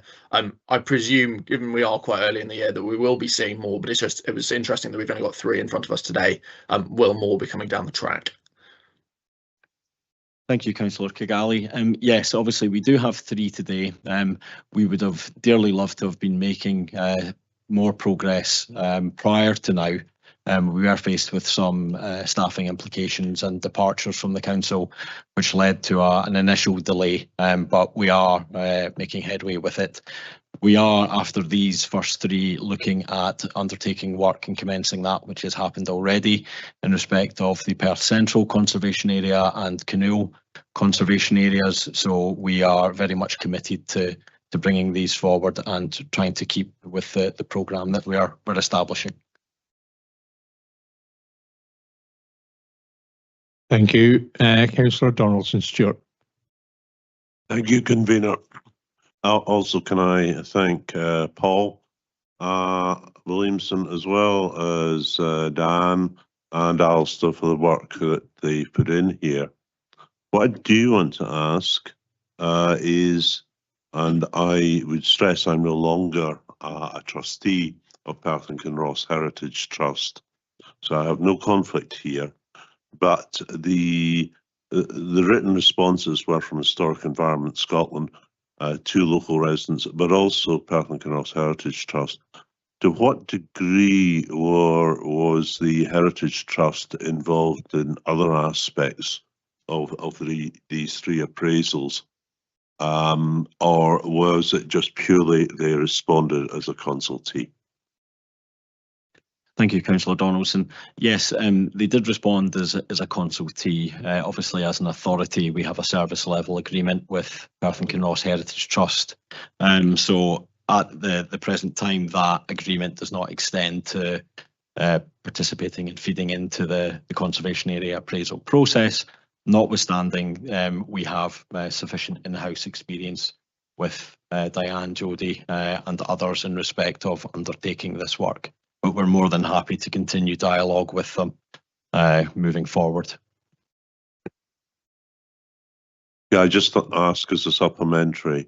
I don't know what their own response has been on this front, but it just does seem to me, the Heritage Trust was set up initially nearly 40 years ago as effectively a joint venture between this council and the Ganachie Trust. And they do have a lot of expertise and knowledge available. It just seems to me, if with a service level agreement, and I'm fully aware of the possible financial constraints here, so on, but we could actually accelerate the process, and I think it might be beneficial to both sides and the community as a whole. If there's a closer involvement at an earlier stage.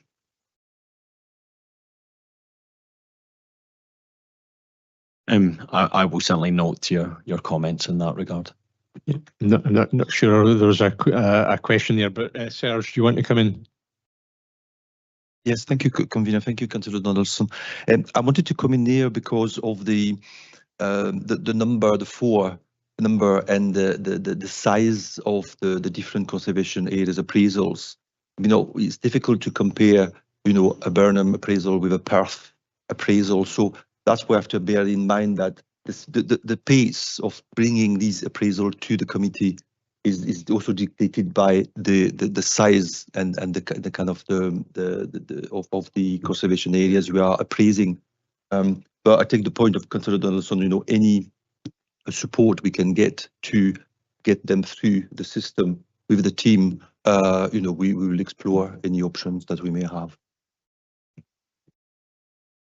Could I just ask as a supplementary, and it really was a question earlier on, but with this, I take it, Serge, Paul, it is could you confirm otherwise, that the old conservation appraisals, for instance, the one for Dunkeld in June 2011, the very fact you've got that is helpful, whereas with Burnham, you're almost starting anew. Just to confirm on that. So we don't have to reinvent the wheel for all of these appraisals. Yeah, certainly as was mentioned, of the 36 conservation areas, we've got 22 appraisals in place at present. Obviously, in situations where we have that background of an existing appraisal, it does assist greatly in undertaking a refresher to it.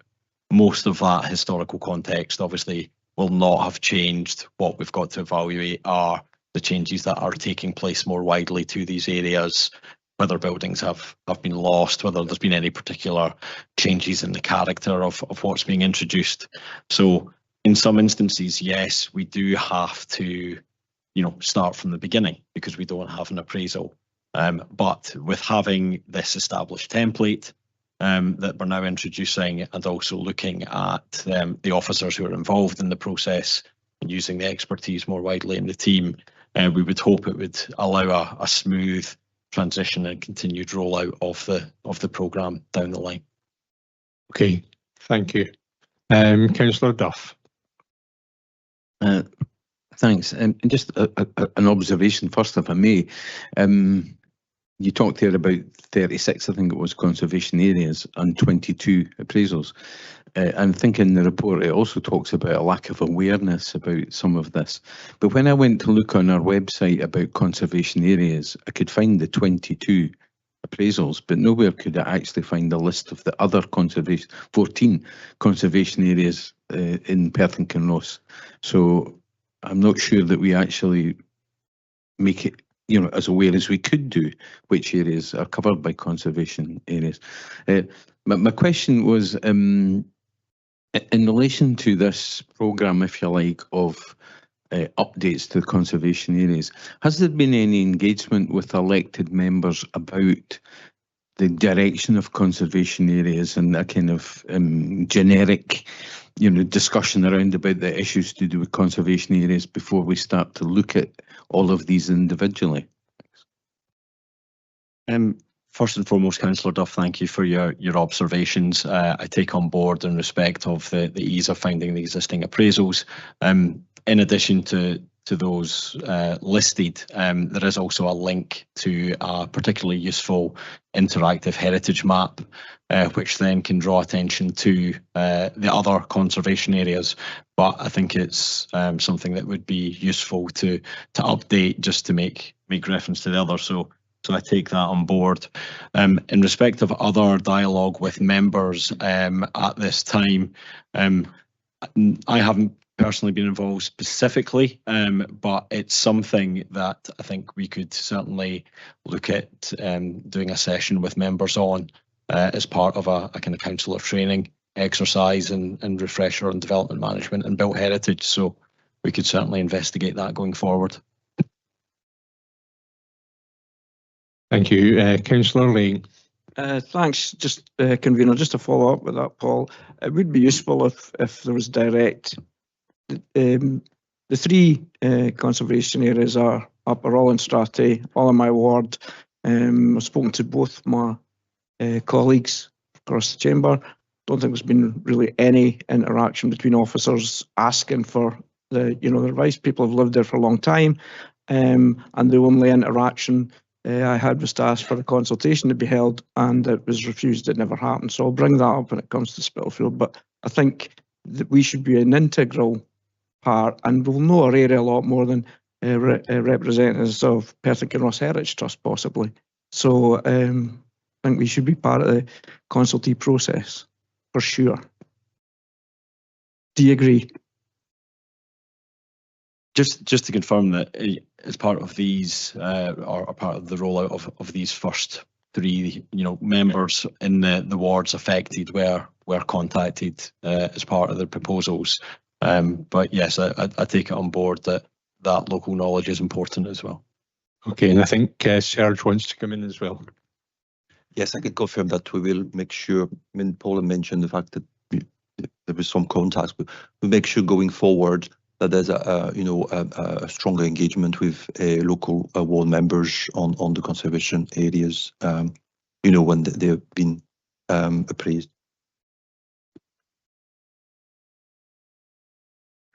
Thank you. Okay, second questions now, Councillor Forbes.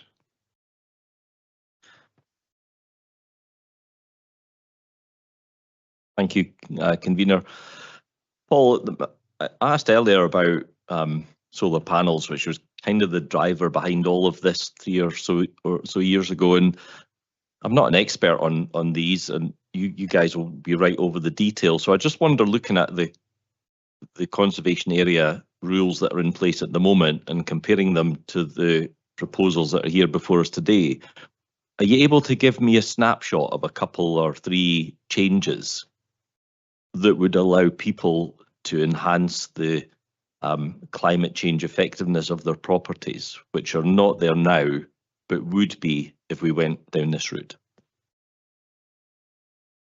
So first, Councillor Forbes, I think it's important to draw a line between what we are considering in the conservation area appraisal process, which is looking at the conservation areas we have, what's in them, why we want to retain them as conservation areas. At the same time, appreciating there's an inextricable link. Yes, the potential to adapt property is a slightly separate consideration at the same time. So what we look to do through the conservation area appraisals and management plans is to help and inform, educate all customers of the council, whether they be homeowners, property owners, etc., of the special qualities and character that these conservation areas have, but also then to direct them to the most relevant information, whether that comes nationally from Scottish Government, whether it comes from Historic Environment Scotland, as well as other sources, as to the opportunities and most appropriate way to adapt your property. So obviously solar panels are one way in which improvements can be made. There are many others, such as just built fabric improvements and general repair and maintenance, which can also have an equally desirable effect. So what we would be doing would be directing people to the multitude of different sources of information so that they can make the best choices moving forward. I don't know if you wanted to come in any further. There is a specific section in each of the appraisals. You'll see the one for Burnham, I think, on page 39 of the appraisal document.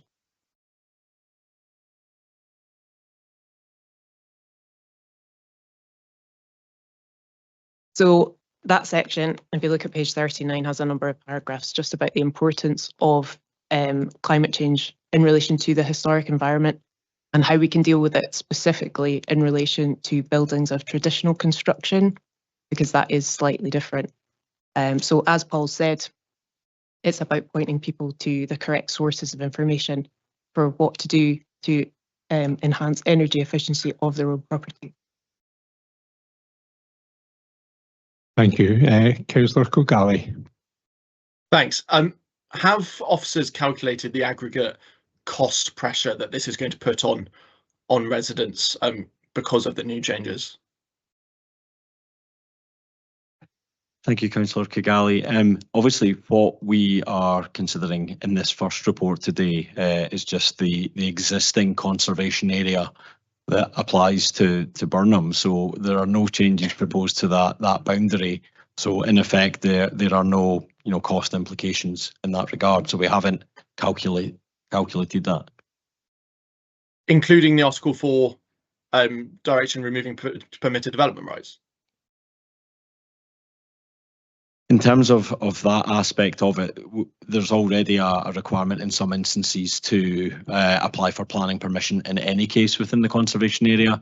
This just provides more clarity and certainty over the extent of it, and will have a degree of uniformity across conservation areas going forward. Okay, thank you. And the final question, Councillor Donaldson. Again, thank you, convener. Just on consultation, I'm entirely in agreement with what was said earlier, but it's not just with local councillors, local ward councillors for that specific area, but to what extent do you engage with local community councils and community trust, development trusts? Because I think that's really important.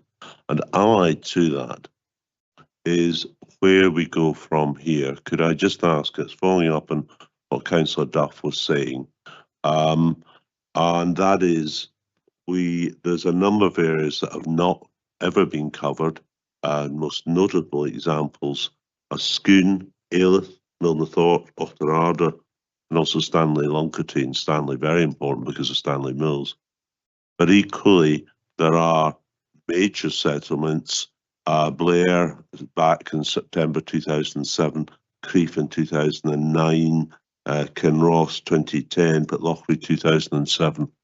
So going forward, can I ask, along with what I asked about consultation, is what is the balance we're going to take between new areas that have never been covered and also larger settlements, because I think that matters for things such as place plans and potential funding. Thank you. Thank you, Councillor Donaldson. Yeah, in respect of obviously community councils, they get sent the notice of the consultation, etc. We have our consultation hub more widely as an organisation, so they are directed to that side of things. The development trusts are not notified necessarily directly, but obviously all residents with obviously a postcode gazetteer address within the affected areas are consulted upon it. As always, it's always an unknown as to the level of take-up and participation that there will be, depending on the level of interest that people have in the topic of a consultation being undertaken. But we will strive to get as many people to participate as we can. We also have to be realistic in terms of the resource that we have and how we undertake the rollout of consultation. So as it stands, we have been looking to base them loosely on a geographical basis. Hence why we've pulled Burnham, Dunkeld and Spitalfield together in this instance. As I've mentioned, looking forward to Perth Central and Canoe. So we are looking to then have consultation events which will be combined to maximise the opportunity to have people attend. We also have to have them in locations which are accessible to all, which, as members will appreciate, is extremely important. Appreciating that there is some travel distance that there's obviously been going forward, but we take that into account. But yes, we have tried to structure it looking at the geographical areas and then also the length of time that it has been since appraisals have been undertaken and where there are particular pressures going forward. Okay, thank you. Councillor Duff. Hopefully a fairly quick question. I think I noted in the report that there were 30 people attended the session in Burnham. Do you know how many came from each of the 3 areas that were under consideration in that total?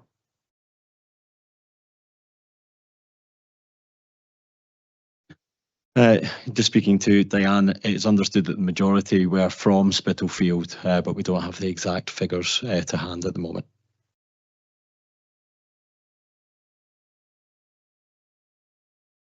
And I think it's just you again, John, if you've got another question. Altogether. Okay, thank you. Right, okay. So Adam, you're asking for a short recess at the moment. If you just bear with me, we'll put the committee into recess briefly. And sorry, is there any further questions? Sorry, Councillor Lane. It's okay. It's not the first time you've ignored me, convener. No. Paul, following on your last answer, surely if it's showing that the majority of people going to proportion going to Dunkeld, that there should have been a consultation in Spitalfield in the local region, because people are taking it very seriously because it's changes to it. Can you answer me why that was refused when I requested it? As I alluded to, Councillor Lang, that we have to ensure that there is a facility that is accessible to all. Obviously, as I also mentioned, that we have to consider how best we use officer time and resource as well. We also take cognizance of the expected level of participation. So we have to then look at what is providing best value to the council, whilst trying to be as reasonable as we can in respect of affording people the opportunity to attend and participate. I certainly take on board what you're saying in respect of individual events, but it could take up an inordinate amount of time. But I'm happy to take that comment on board. Convener, can I come back on that? I gave a venue that was accessible to everybody, so that's not a valid reason. There was one, I suggested it, was still refused, and it's proven to be that they should, maybe everybody from Dunkeld and Burnham should have come to Spitalfield rather than just refusing to go down. It's very important for people, and I find that if the council were unwilling to hold one in one of the three areas, I don't understand it. So I'm asking, it's something you should be taking on board for every other consultation. It's not the size of the place, it's the changes you're making to them. The changes you're making to people's lives should be taken into consideration. And the fact that there's no public transport was another failure. Yeah, I mean, I appreciate that I've allowed a degree of latitude here in questions, but this is supposed to be about Burnham that we're talking about just now, and we're conflating the three papers, and which is, diverting attention from what we're intended to be primarily considering. And we can by all means come back to this issue in terms of Spitalfield. Councillor Anderson, if your question is to do with Burnham. Well, it's not time for comments, or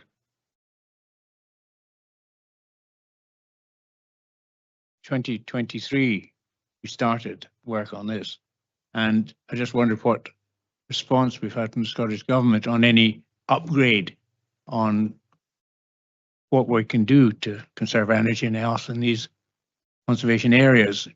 Solar panels have changed, heat pumps, God knows what else. There's so many different ways we can conserve energy. Have you had anything, guidance coming back from the Scottish Government on, they've had 3 years to look at it or more? Have you had any word of any improvements which might help the people who are in these houses in conservation areas reduce the cost of living in these areas and not told, sorry, no heat pumps, not at all? Is there any guidance come back from the Scottish Government? Thank you, Councillor Anderson. Very little has been forthcoming from the Scottish Government ultimately. There is a wealth of information out there in terms of opportunities to upgrade existing building fabric, as both I and Diane have referred to already. We will continue to signpost people to that information so that they can best inform themselves going forward as to what different options that they have to upgrade the efficiency of their properties. But no, as I say, very little has come directly from the Scottish Government. Okay, thank you. There are no further questions. Before I call a recess, I'm going to move the report. At the Environment, Infrastructure and Economic Development Committee meeting on the 29th of March 2023, a motion was agreed to commit to the ongoing reassessment of the 36 conservation areas within the Perth and Kinross Council area. This was to utilise an approach which protects areas of historical and architectural significance, but one which is also fit for purpose in line with council commitments regarding climate change and sustainability. This first tranche of appraisals has set about this process in order to ensure that Perth and Kinross Council have a clear and identifiable format for future appraisals being rolled out. The appraisal process has had a 10-year hiatus, and the time has come to ensure that the appraisals and management plans that we have in place for our conservation areas are clear in identifying the special interest and changing needs of a conservation area and its key objectives in ensuring the integrity of the conservation areas is maintained to prevent erosion of its character and to enable future development that enhances its character and appearance. In this instance, the first appraisal relating to Burnham has outlined the changes which have taken place since its original designation in 1996, and also recognises fundamental implications that could have implications for on the conservation area, including the key strategic infrastructure in the form of the A9 dualling. As such, this is a timely appraisal paper and illustrates the key considerations going forward. It has undergone due process in respect of the necessary public consultation undertaken by the Economy and Development and Planning Service. I'm happy to support the recommendations of this report to approve the Burnham Conservation Area Appraisal and Management Plan and to approve the respective Article 4 Direction and Regulation 11 for submission to Scottish Ministers for ratification. And can I ask Councillor Massey to second the report? Happy to second the report. Okay, thank you. Okay, so Councillor Forbes, you have an amendment before we call recess. Thank you. If you asked for recess a while ago, if you want to go to recess first, it's fine with me. Okay. I think you have it.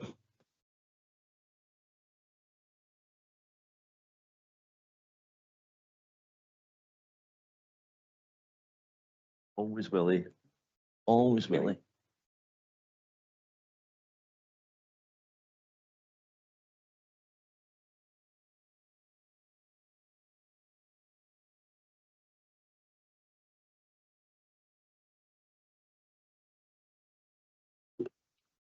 So, convener, I feel slightly guilty. Councillor Kigali and I set a hair running a few years ago. We thought it was a pretty straightforward thing to do. It came on the back of requests from people to put up solar panels. I'm not fixated by solar panels, but they are an easy to understand and visible issue within the current arrangements for conservation areas. I think what we all expected, and I've watched the YouTube video of that committee, I think it was absolutely clear that that's what this was all about. I think what we all expected was that officers would go away and look at the principle of these areas and come back to us with some changes that could allow people to upgrade their homes to meet their climate change objectives and the council's. I wasn't expecting officers to go off and do this level of work, and I understand why it's taken 3 years. I'm disappointed that it's taken so long. I'm disappointed that we've got 3 when we were expecting 4. I completely understand Serge's point that some are bigger and therefore take longer, but I think we could have had some kind of engagement with elected members about all of this. I don't think this is the answer to what the motion set out to achieve, and therefore I'm suggesting that we keep the status quo, we pause any further work, and we do some working officer member engagement sessions to try and understand the views of all of council about what conservation should do, obviously working within the limits that we have under the Scottish Government rules. Thank you. And Councillor Duff. Thank you, convener. I think we all recognise that we are embarking on a big piece of work here in terms of the 36 conservation areas that we have, and if, as Councillor Donaldson suggested, there might be some new areas which we might also want to consider for conservation areas. And I think it's important that we get it right from the outset, and I do feel that it would be worth pausing at this point in time in order to have that engagement with elected members about conservation areas in general and the direction of them. I know there's a lot of difference within them, but there are similarities, and I think there could be discussions held at this point which might make the process smoother in the long run in terms of the 36 conservation area plans that will come before us in the next while. So whilst we're not rejecting the work that's been done, I think the proposal is that we pause at this point and take that time to engage and discuss before we move forward with the conservation area plans. Happy to second the amendment. Thank you. Thank you. And I have a point of clarification from Councillor Lang. Thank you, Convener, and I do have some sympathy with the amendment, but I want just clarity. That in my question, when it was brought up by officers, we conflated about the consultation, so I responded. But the point of clarity is, do we not have to look at these papers individually? So we can't just do amendment for all the conservation areas. We would have to speak to this one, then the Dunkeld one, and then the Spitalfield one. It was just a point of clarity, and Adam would maybe know the way that. Yes, I would absolutely agree with that, and Adam is sharing that from the point of view of committee services. Yeah, we need to consider each paper individually. That's the way the agenda has been presented. Absolutely. Councillor Massey.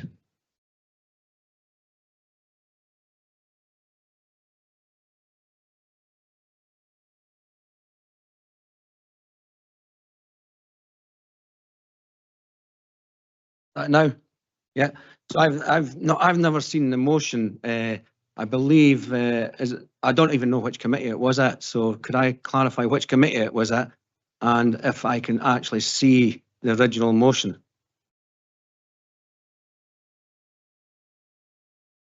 So it was at a previous, whatever this committee was called before. I have it. I can read it to you. I don't know if I can share it from my screen, but I can certainly read it to you if you can bear with me. To save you the trouble, Councillor Fox, I think you have it.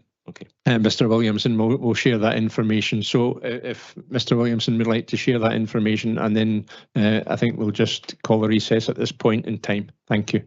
Can I just add that I do have an issue. I have an important meeting with Cabinet Secretaries on social care coming up soon, and so I would urge that whilst I don't want to short circuit this particular discussion or committee, I would ask that future questions on this and other papers are kept as concise, and answers are kept as concise as possible, please. Because I wouldn't want to miss that meeting. Thank you.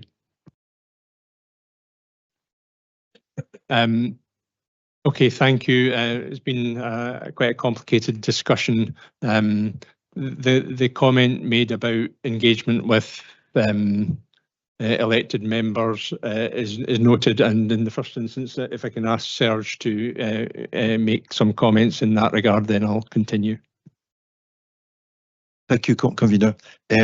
Yes, just to reiterate what I've said, previously, that there will be a strong commitment to engage with all elected members at ward levels and, more generally, when we are doing the appraisal for the conservation areas, as well as making sure that we are engaged strongly with the local community in these appraisals. That's the element I can say on terms of local elected member engagement going forward. Yes, of course. Thank you. Thanks, Serge. I appreciate what you're saying, and I'm grateful for that. You used the phrase local elected member, which makes me think you're thinking about each of these plans as an individual, and I would have expected there to be local elected member engagement for the three that we're looking at anyway. My point is about the whole wider principle of this, not necessarily about each individual area and engagement with the local members. I come back, convener, on that. Just to also reiterate that there's a stronger commitment to engage with elected members across the approach we are taking in terms of conservation areas, particularly on the point you've raised 3 years ago about how we can provide information or better advice or see how we can be clearer in terms of permitted developments in these conservation areas. But it is separate from the assessment appraisal of each conservation area on a one-to-one basis. The point you raise is, as you said, is across the board. I don't think it's impacting what we're proposing today in terms of each conservation areas. It is much more about how we are effectively approaching permitted developments within the conservation areas, which I think are slightly different from. And Paul had mentioned that there was also some movement in the permitted developments in 24 from the Scottish Government, but maybe there's more we can do there. And I can commit to work with elected members to see what we can do there. But as I said, it is not really. I think it's two different things from what we have to to look at today for each of the conservation areas. So under that circumstance, then, Serge, if we go ahead with the three today, and you are committed to some kind of elected member engagement for the next however many, that would surely put the three today at a disadvantage to the ones who come after it, or the ones that come after it at a disadvantage to the three who proved today. Or if there's no different, then I'd question what was the point? So what we have today, what you have today in front of you are three different appraisals. The two first appraisals are not proposing any changes. They are as they are. So the situation is remaining as they are at the moment. So that doesn't affect, doesn't change the situation, locally. The third one is proposing a change. So obviously, as elected member, you have to look at one after the other. I don't think that will put them into any disadvantage because, as I said, the first two we were not proposing any changes, and that will obviously not have an impact on the permitted developments because no changes are made. But that's two separate things, for that element. Okay, thank you. So we're going to proceed with the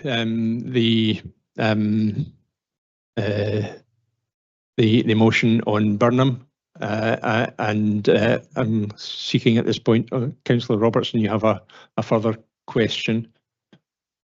Sorry, I was minded to vote with the paper, but is it possible for us to have, if we come forward with the changes that actually for further consultation on the way we apply conservation area legislation, is it possible then, if we come up with a further paper, it would apply to all conservation areas with things like solar panels and how we determine them, and that could then be incorporated into our policy with regard to conservation areas going forward, which would allow us to accept the papers today that we've got in front of us. Does that make sense? Just to change the policy after these discussions that we've been asked for by Councillor Forbes. You have any comments on that, Serge? Yes, Kavita, thank you for your question, Councillor Robertson. I think we can clarify the situation in terms of the relationship between permitted developments and the conservation areas, engagement with elected members, and that clarification can be put forward, into potentially policy or guidance or different element, and that could obviously inform appraisals of the conservation areas, and we will take that into account. If we have to come back because there's an impact, which I don't think there will, if there's an impact on the one that you have to see today, we'll have to come back to committee to take that into account. Thank you, that's helpful.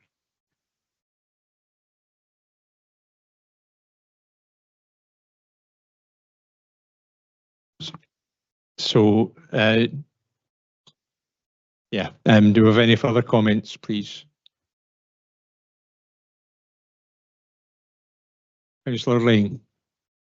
Thanks, convener. And I think it's really important that what's been brought forward by Councillor Forbes and Councillor Duff to clarify things moving forward, and make it more sort of transparent, and everybody gets what they want out of it. I think today, being a local elected member for the three proposed three papers, I feel that because there was no change in Dunkeld and Burnham, there was very little interest, and that was being given by the officers. So on the back of that, because there's no change, I think we could move forward. I don't want to waste officers' time. We've taken, 3 years to get these three proposals put forward. We're going to then go back and do it again. It's going to kick us back another 3. I think to look at the policy overall, I think is a really fair thing to do. But as a local elected member, and I've spoken to my other elected members as well, that they've had no correspondence on the first 2 papers, but a lot of conversations on the third one. So I think, bearing in mind what Councillor Forbes has said, my comment is that I'm happy to go ahead with the 3 papers as they are at the moment, and discuss and vote on them if necessary.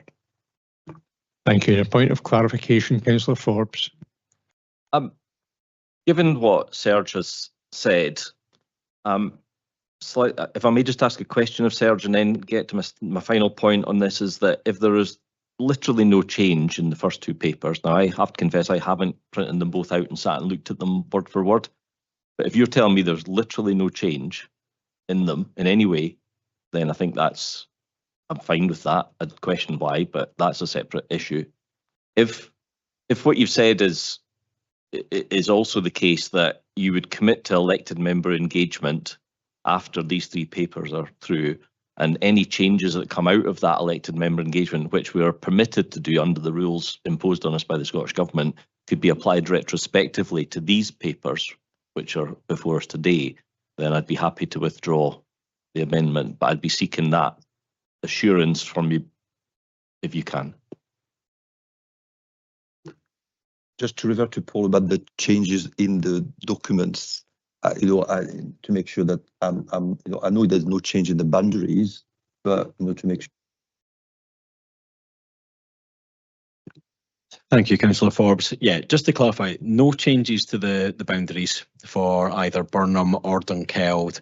What there are changes to is in respect of the Article 4 directions in respect of permitted development rights, and the Regulation 11 orders in respect of adverts.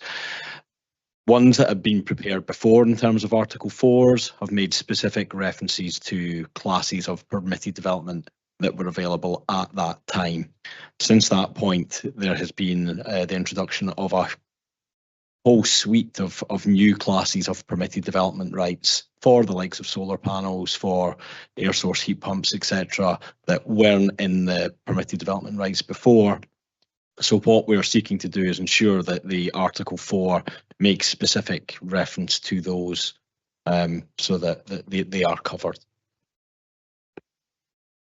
Okay, I think we've got to a stage where we can come to some agreement then. So if we have a minuted agreement that there will be elected member engagement sessions to discuss this and to get the explanation that Paul's given us, to expand on the explanation that Paul's given us today, happy with the first 2.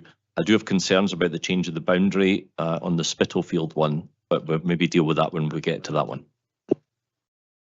Thank you. So I can give that commitment, and that will be so minuted. So we're talking here about Burnham and by implication Dunkeld as well, but we'll formally come to that as a once we've concluded on Burnham. So can I just confirm? Oh, Councillor Duff.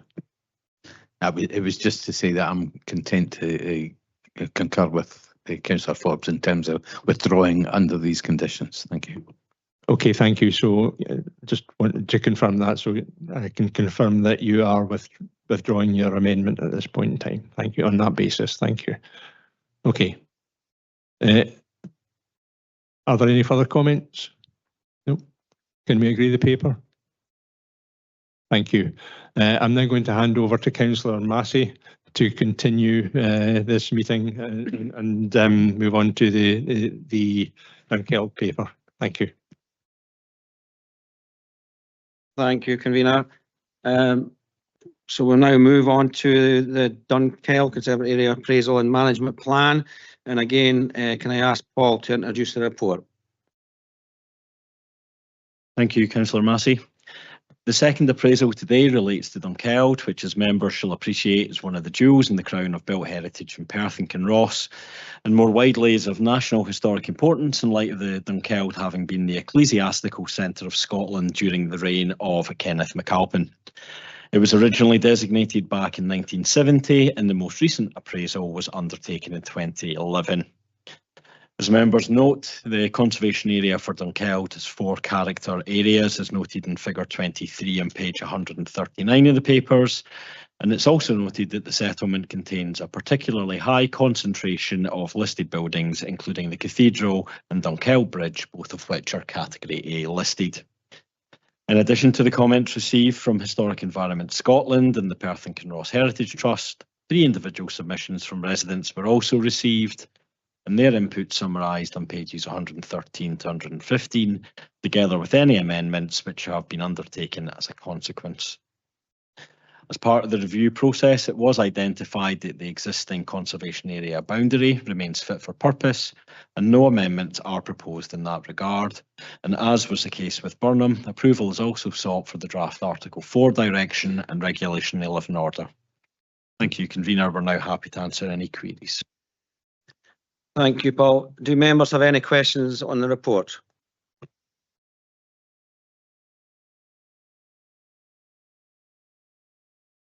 Councillor Duff.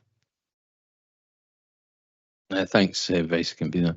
On page 15, in terms of the comments and responses, there's a comment at the bottom of the page there about there's no financial incentive to conservation area status, e.g. grant funding.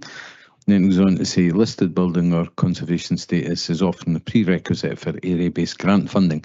Although this is unfortunately limited, PKCs lack staff resources to apply for and implement such schemes. I just wonder if you could expand a wee bit on that as to what funding might be available if we had the resources to apply for it and implement it. Thank you.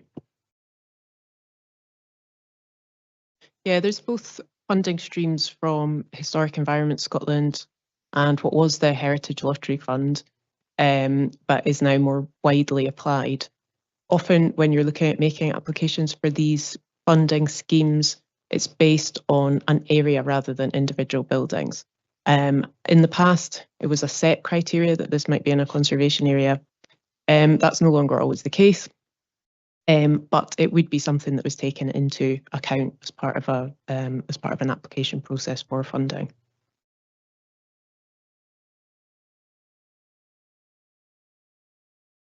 I mean, we're obviously talking about, I presume anyway, we're talking about sizable grant funding that could be available if we had the resources to do this.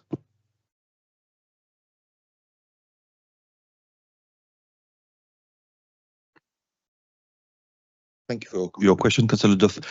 Yes, I think that there's an element about some specific grants coming from heritage funding sources, which in most of the cases will ask of the conservation areas, is it updated and so on and so on. But there are also other grants which are more place-based, grants. So, for instance, the place-based investment program from the Scottish Government are also helping to develop some place generation, activities.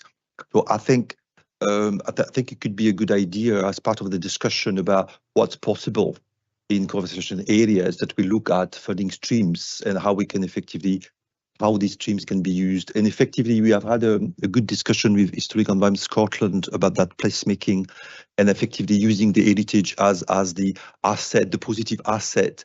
And within that, what are the buildings, the spaces within these assets which could be enhanced to support tourism, to support the local, community life as well. Thank you. Any further questions? No further questions. Therefore, I'll remove the report. No, I won't remove it. I'll move it. As per the recommendations in respect of item 6 on Burnham, similarly, the conservation area appraisal for Dunkeld sees no amendments to the conservation area itself. The works by colleagues in preparing the appraisal is appreciated, and given the scale of information to consider with the Dunkeld conservation area being established back in 1970 and extended and redesignated in 2011, Dunkeld remains a hugely important asset within Perth and Kinross due to its outstanding historic interest and significance, recognised by the local community and visitors to the area alike. I am happy to support the recommendations of this report to approve the Dunkeld Conservation Area Appraisal and Management Plan, to approve the respective Article 4 Direction and Regulation 11 for the submission to the Scottish Ministers for formal ratification. Can I ask Councillor Welsh to second the report?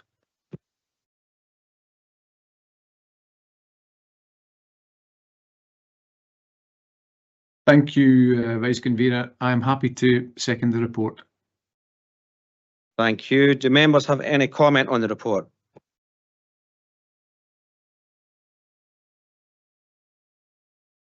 Councillor Duff. Just briefly, thanks. And I think Serge's response to my question there shows the value of having the elected member engagement, and we can discuss these things ahead of further conservation plans. Thanks very much. Thank you. No further comment. Okay, then we now move on to the last item of the day, which is the Spitalfield Conservation Area Appraisal.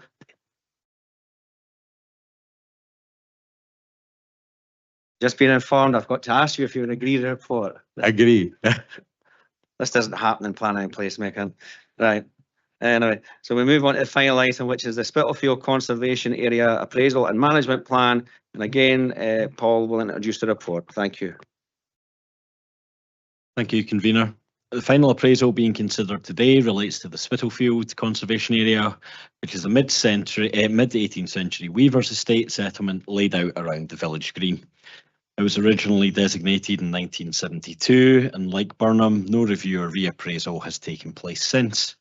As such, it's considered a priority, particularly in light of the concentration of a high level of unauthorised works and a wider lack of awareness of the heritage designations of listed buildings and the conservation area itself.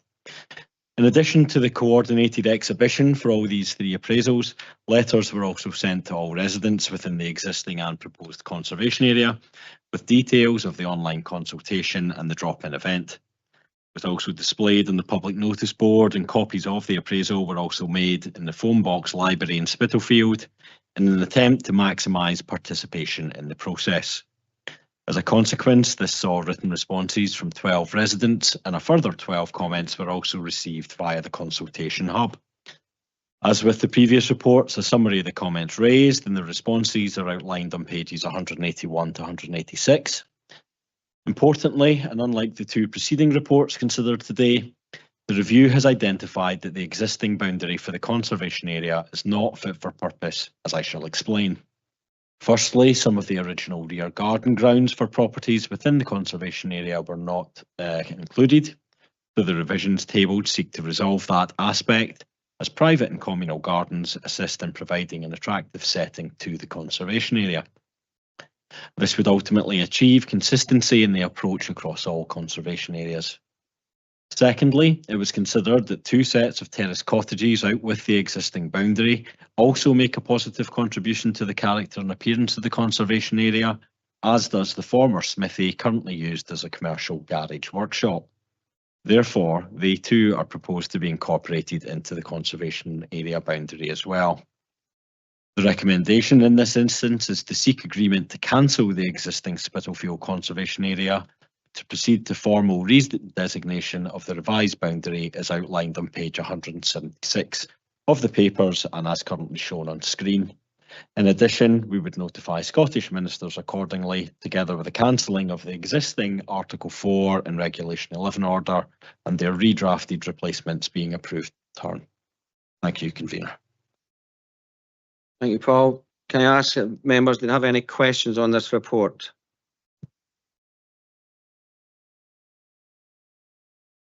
Councillor Lane.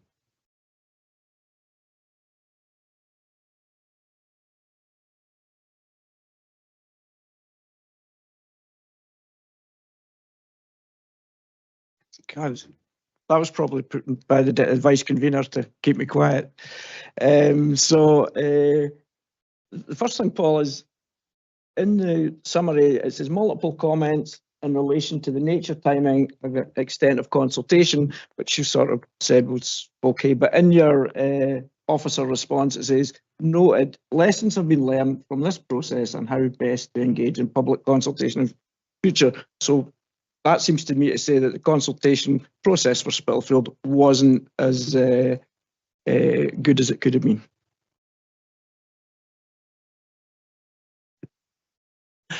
Thanks, Grant. Sorry, Councillor Lang.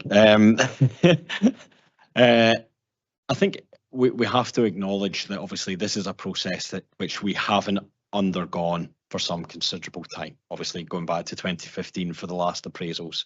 The world has moved on considerably since that point.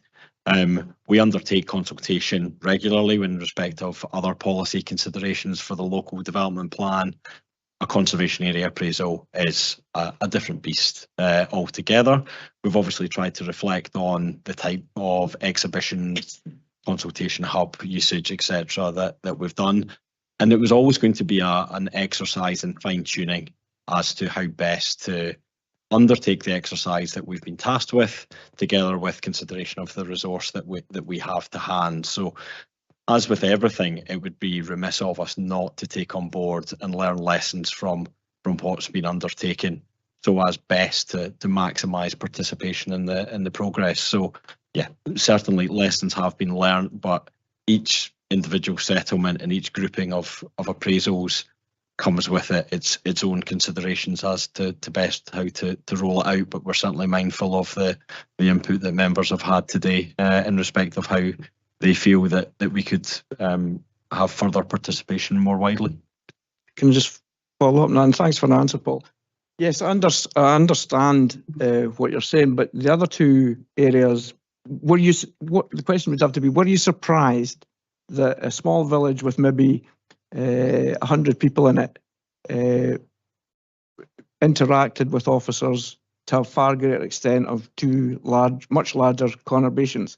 And was that surprise, could that have not been foreseen when you're adding areas that are reasonably contentious, because it's in, 53 years since it was looked at? I was 10 then, running about in the village green, and we had a whole load of different stuff on the village green that would be not with the village. So I'm just asking, could it not have been foreseen, and maybe going forward you will look at, if you're going to add at least another 50% to the conservation area and a constricted area anyway, that it's going to raise some eyebrows. I think I would certainly acknowledge that, yes, in an instance where a boundary of a conservation area is going to change, it is far more likely to draw further interest and participation in the process. So I take that on board fully. Thank you. Councillor Duff, I'll let you ask both questions. Thank you. First question then is on page 182 of the pack, and it's about the comments and officer responses. And the comment was about rented houses will fall into disrepair due to extra cost of designation. And the response there was that inclusion within the conservation area does not incur additional maintenance costs.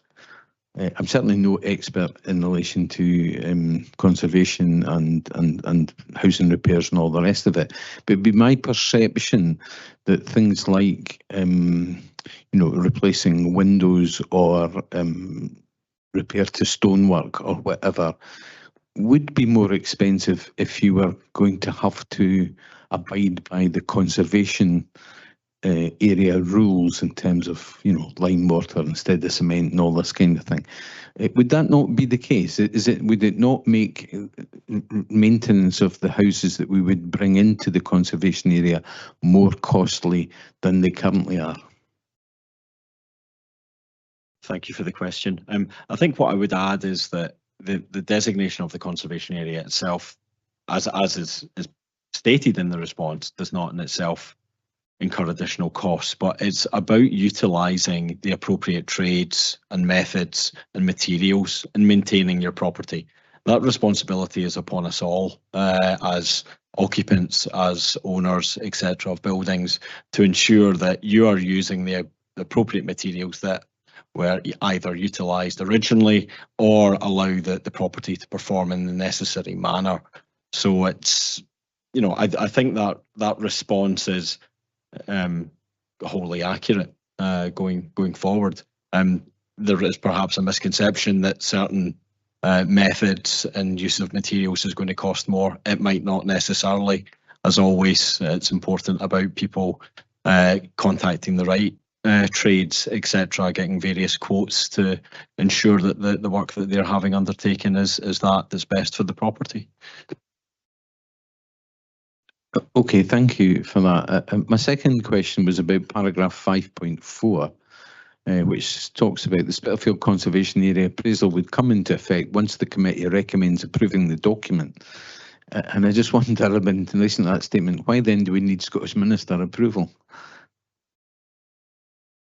The Scottish Minister approval is in light of the change to the boundary. So any change to a boundary of a conservation area requires to be ratified and confirmed by them. So if we did approve it today, it wouldn't actually come into effect, or the changes wouldn't come into effect until Scottish Minister approval. The appraisal document would be ours and management plan, but obviously the actual boundary of the conservation area wouldn't be confirmed until we hear from Scottish ministers. Thank you. Baillie Brock. Thank you, Vice Convener. My question is on page 175 at 3.10, and it's the consultation comments, and it has Historic Scotland, Historic Environment Scotland, Perth and Kinross Heritage Trust and 12 local residents, and a further 12 comments. I'm just looking at Appendix 1, it goes with the paper, and I counted 40 comments that have come in, so I just wondered if there's an explanation for the difference in these figures. So I think I would just clarify that the numbers referred to in terms of 12 comments would be from 12 individuals. So they might have raised more than one comment individually, hence why there's much more in Appendix 1. Okay, thank you. And we go to Councillor Robertson. Thank you, Vice Convener. I note there's been one or two objections to the expansion of the conservation area. Can I ask, in terms of planning, are there protections, if you're trying to develop out with a conservation area, are there protections, are there constraints on what you can do with regard to development if you're close to a conservation area? In essence, yes, Councillor Robertson. Any development which ultimately affects the setting or character of a conservation area, we would just be applying the council's development plan policies in that regard, and it would be on a case-by-case basis. Thank you. Councillor Forbes. Thanks, Convener. There's a photograph of a building in Mill Hall Road that has solar panels on the roof. So what I can't work out is if that building is in the current conservation area or if it will be in the next proposed conservation area, if in the next one. So does that mean then that we might force him to take his solar panels down? I'll use my discretion here.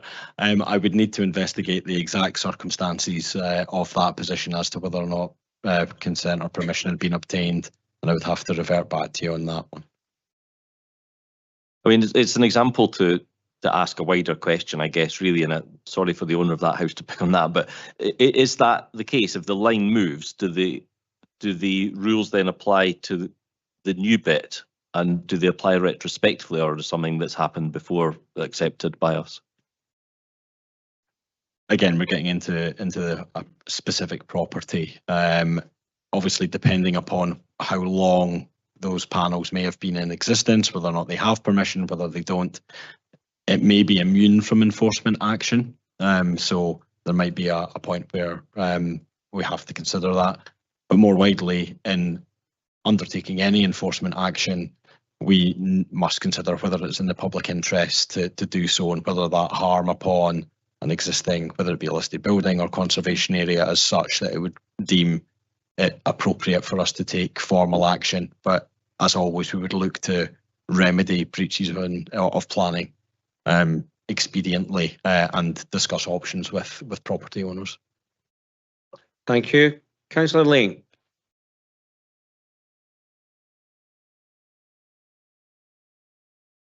It is in the new area up Millhole Road, and there's also other houses that they're being in, have got them. They're actually owned by the state, and we're given grants, probably through the Scottish Government, to put them up. So this is just showing part of the problem. Also, in the other 4 houses that are they want to be included, these weren't houses in 1973. They've been done up sympathetically. They were workshops with corrugated iron roofs and drying sheds for wood, but they've been built with the same stone and brought up to the area. And I think it shows that the village people respect the village green. The ones that you're talking about, I've lived in that house, Stirton Cottage. It's not on any site from the green at all. But my question is, in the report, it comments on things to be improved in the future.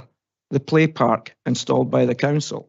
The trees not been pollarded for a long time. They're part of the council responsibility. Safety aspects of the trees, which are beautiful trees. One bough came down and closed the road in September, October last year, where the killed MD was passing on the road. The bus stop that was put up, council took down the wooden bus stop and put up the polycarbonate one. And since this has come out, this proposal, council's going to put a big metal pole with a bus stop sign right outside the village shop in the event. So I think, do you think that the council has got some responsibility here for trying to improve the vista, or as a resident suggested to me, should we really be giving people hoops and sticks to take it back to when the village was probably put up and use that as play equipment? First and foremost, Councillor Ling, I really appreciate the clarification over the property being in the extended area. Secondly, I think this partially acknowledges the issue that we have, in that there is this existing lack of awareness over the formal designations at Spitalfield. I think there's a lot to be learnt by other services within the organisation as to how we deal with aspects within conservation areas going forward. Bus stops, play parks, road signage, etc. are all very much key on that. So I would like to think that as part of having an up-to-date appraisal would be help informing other staff and colleagues as to the responsibilities that we have to maintain and enhance the standards in our conservation areas. Sorry, can I just follow up on that? Actually, there's 1, 2, 3, 4, 5, at least 5 of the properties you want to include have got solar panels up on them. So this is in an area where some people, there's no gas. Some of the houses can't get oil tanks in, so they're relying on, can't get heat source pumps because there's no reason about. They're on single glazed windows. I've lived in one of these houses. I've lived in 4 houses in Spitalfield, helped build 16. So to not be, having locals' views, you've got to take locals with you. Would you not agree? And I don't think we're doing that. We're definitely not doing it in Spitalfield, because I don't get the need for the extension out to cover gardens and fields round the back. It's just, to me, it looks like somebody's just decided we've done 3, we better extend something. Was that part of it, or is it really taken with a holistic view for what's happening in the village? I think we've obviously got to look at the individual circumstances on each area, and I think with hindsight, when this had been originally designated, it should have been picked up in respect of the boundary not covering what was the original planned layout of this estate village. You know, conservation area boundaries should not cut across the middle of back gardens, etc. It should encompass all of the land to which establishes and creates that framework for the character of that settlement. So what we are seeking to do through the adjustment to the boundary is to ensure that we have that consistent approach going forward. The other conservation areas will generally all have that original planned layout within the boundaries. So, you know, we're seeking to have that regularity between sites. Just taking on board the comment in terms of other works that have been undertaken before. If those works are lawful, you know, we will not be revisiting those works, but it's going forward. We would then be looking to uphold the standards that we expect to see within conservation areas, and we would be looking to maximise and help opportunities to inform people as to how they can adapt their properties to best suit their own needs. But it was to follow up on that. The part of the question was working with communities, and you've got to work with them to come. You've got to make their life, more habitable. This was built in 1766. They would still be, even if you go back 80 years, there was no inside toilet, so we had to put extensions to the back. That's why they're not level. There's other buildings there that are not included that were built originally, so we're not taking in the whole original sandstone buildings further up in the village as well. I just don't think that there's been enough local knowledge in here, and that's why I've got a motion to come forward when it's appropriate, because I'm disappointed with it, as are the other local elected members and the residents of Spitalfield. Thank you, Councillor Ling. Can you give me just a couple of minutes just to go over the procedure? I'm not used to this sort of procedure. I thought I would have to remove the report first, but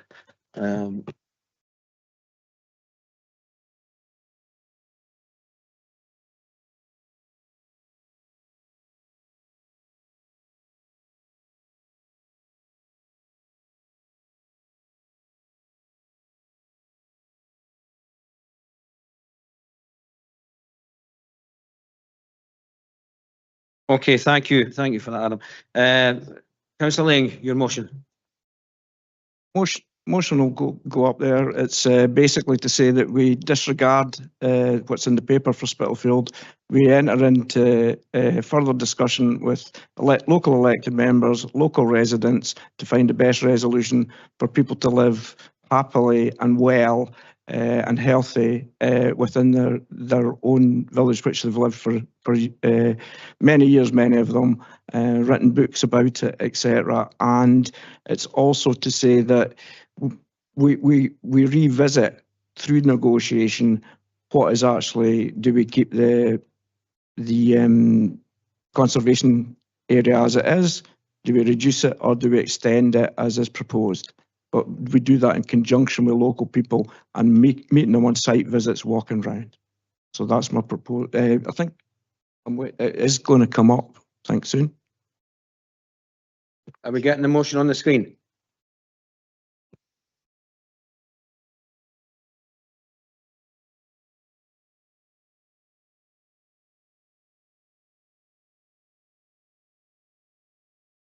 Thank you. Do you have a seconder? I believe I do. Vice Convener. Billy Brock. Vice Convener, I'm happy to second that. Thank you.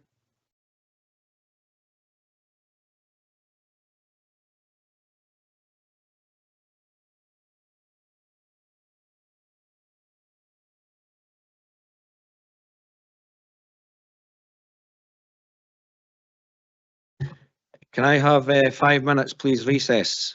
Everybody agree to that? Thank you. can I ask if members are in agreement with this motion put forward by Councillor Lang and seconded by Bailey Brock, and if anyone has any comments? I would just like to say that I'd like to comment on it. I thought I will give you. Yeah. To sum up. Yeah, I and so will. left- Yeah. Okay. Do we have any comments?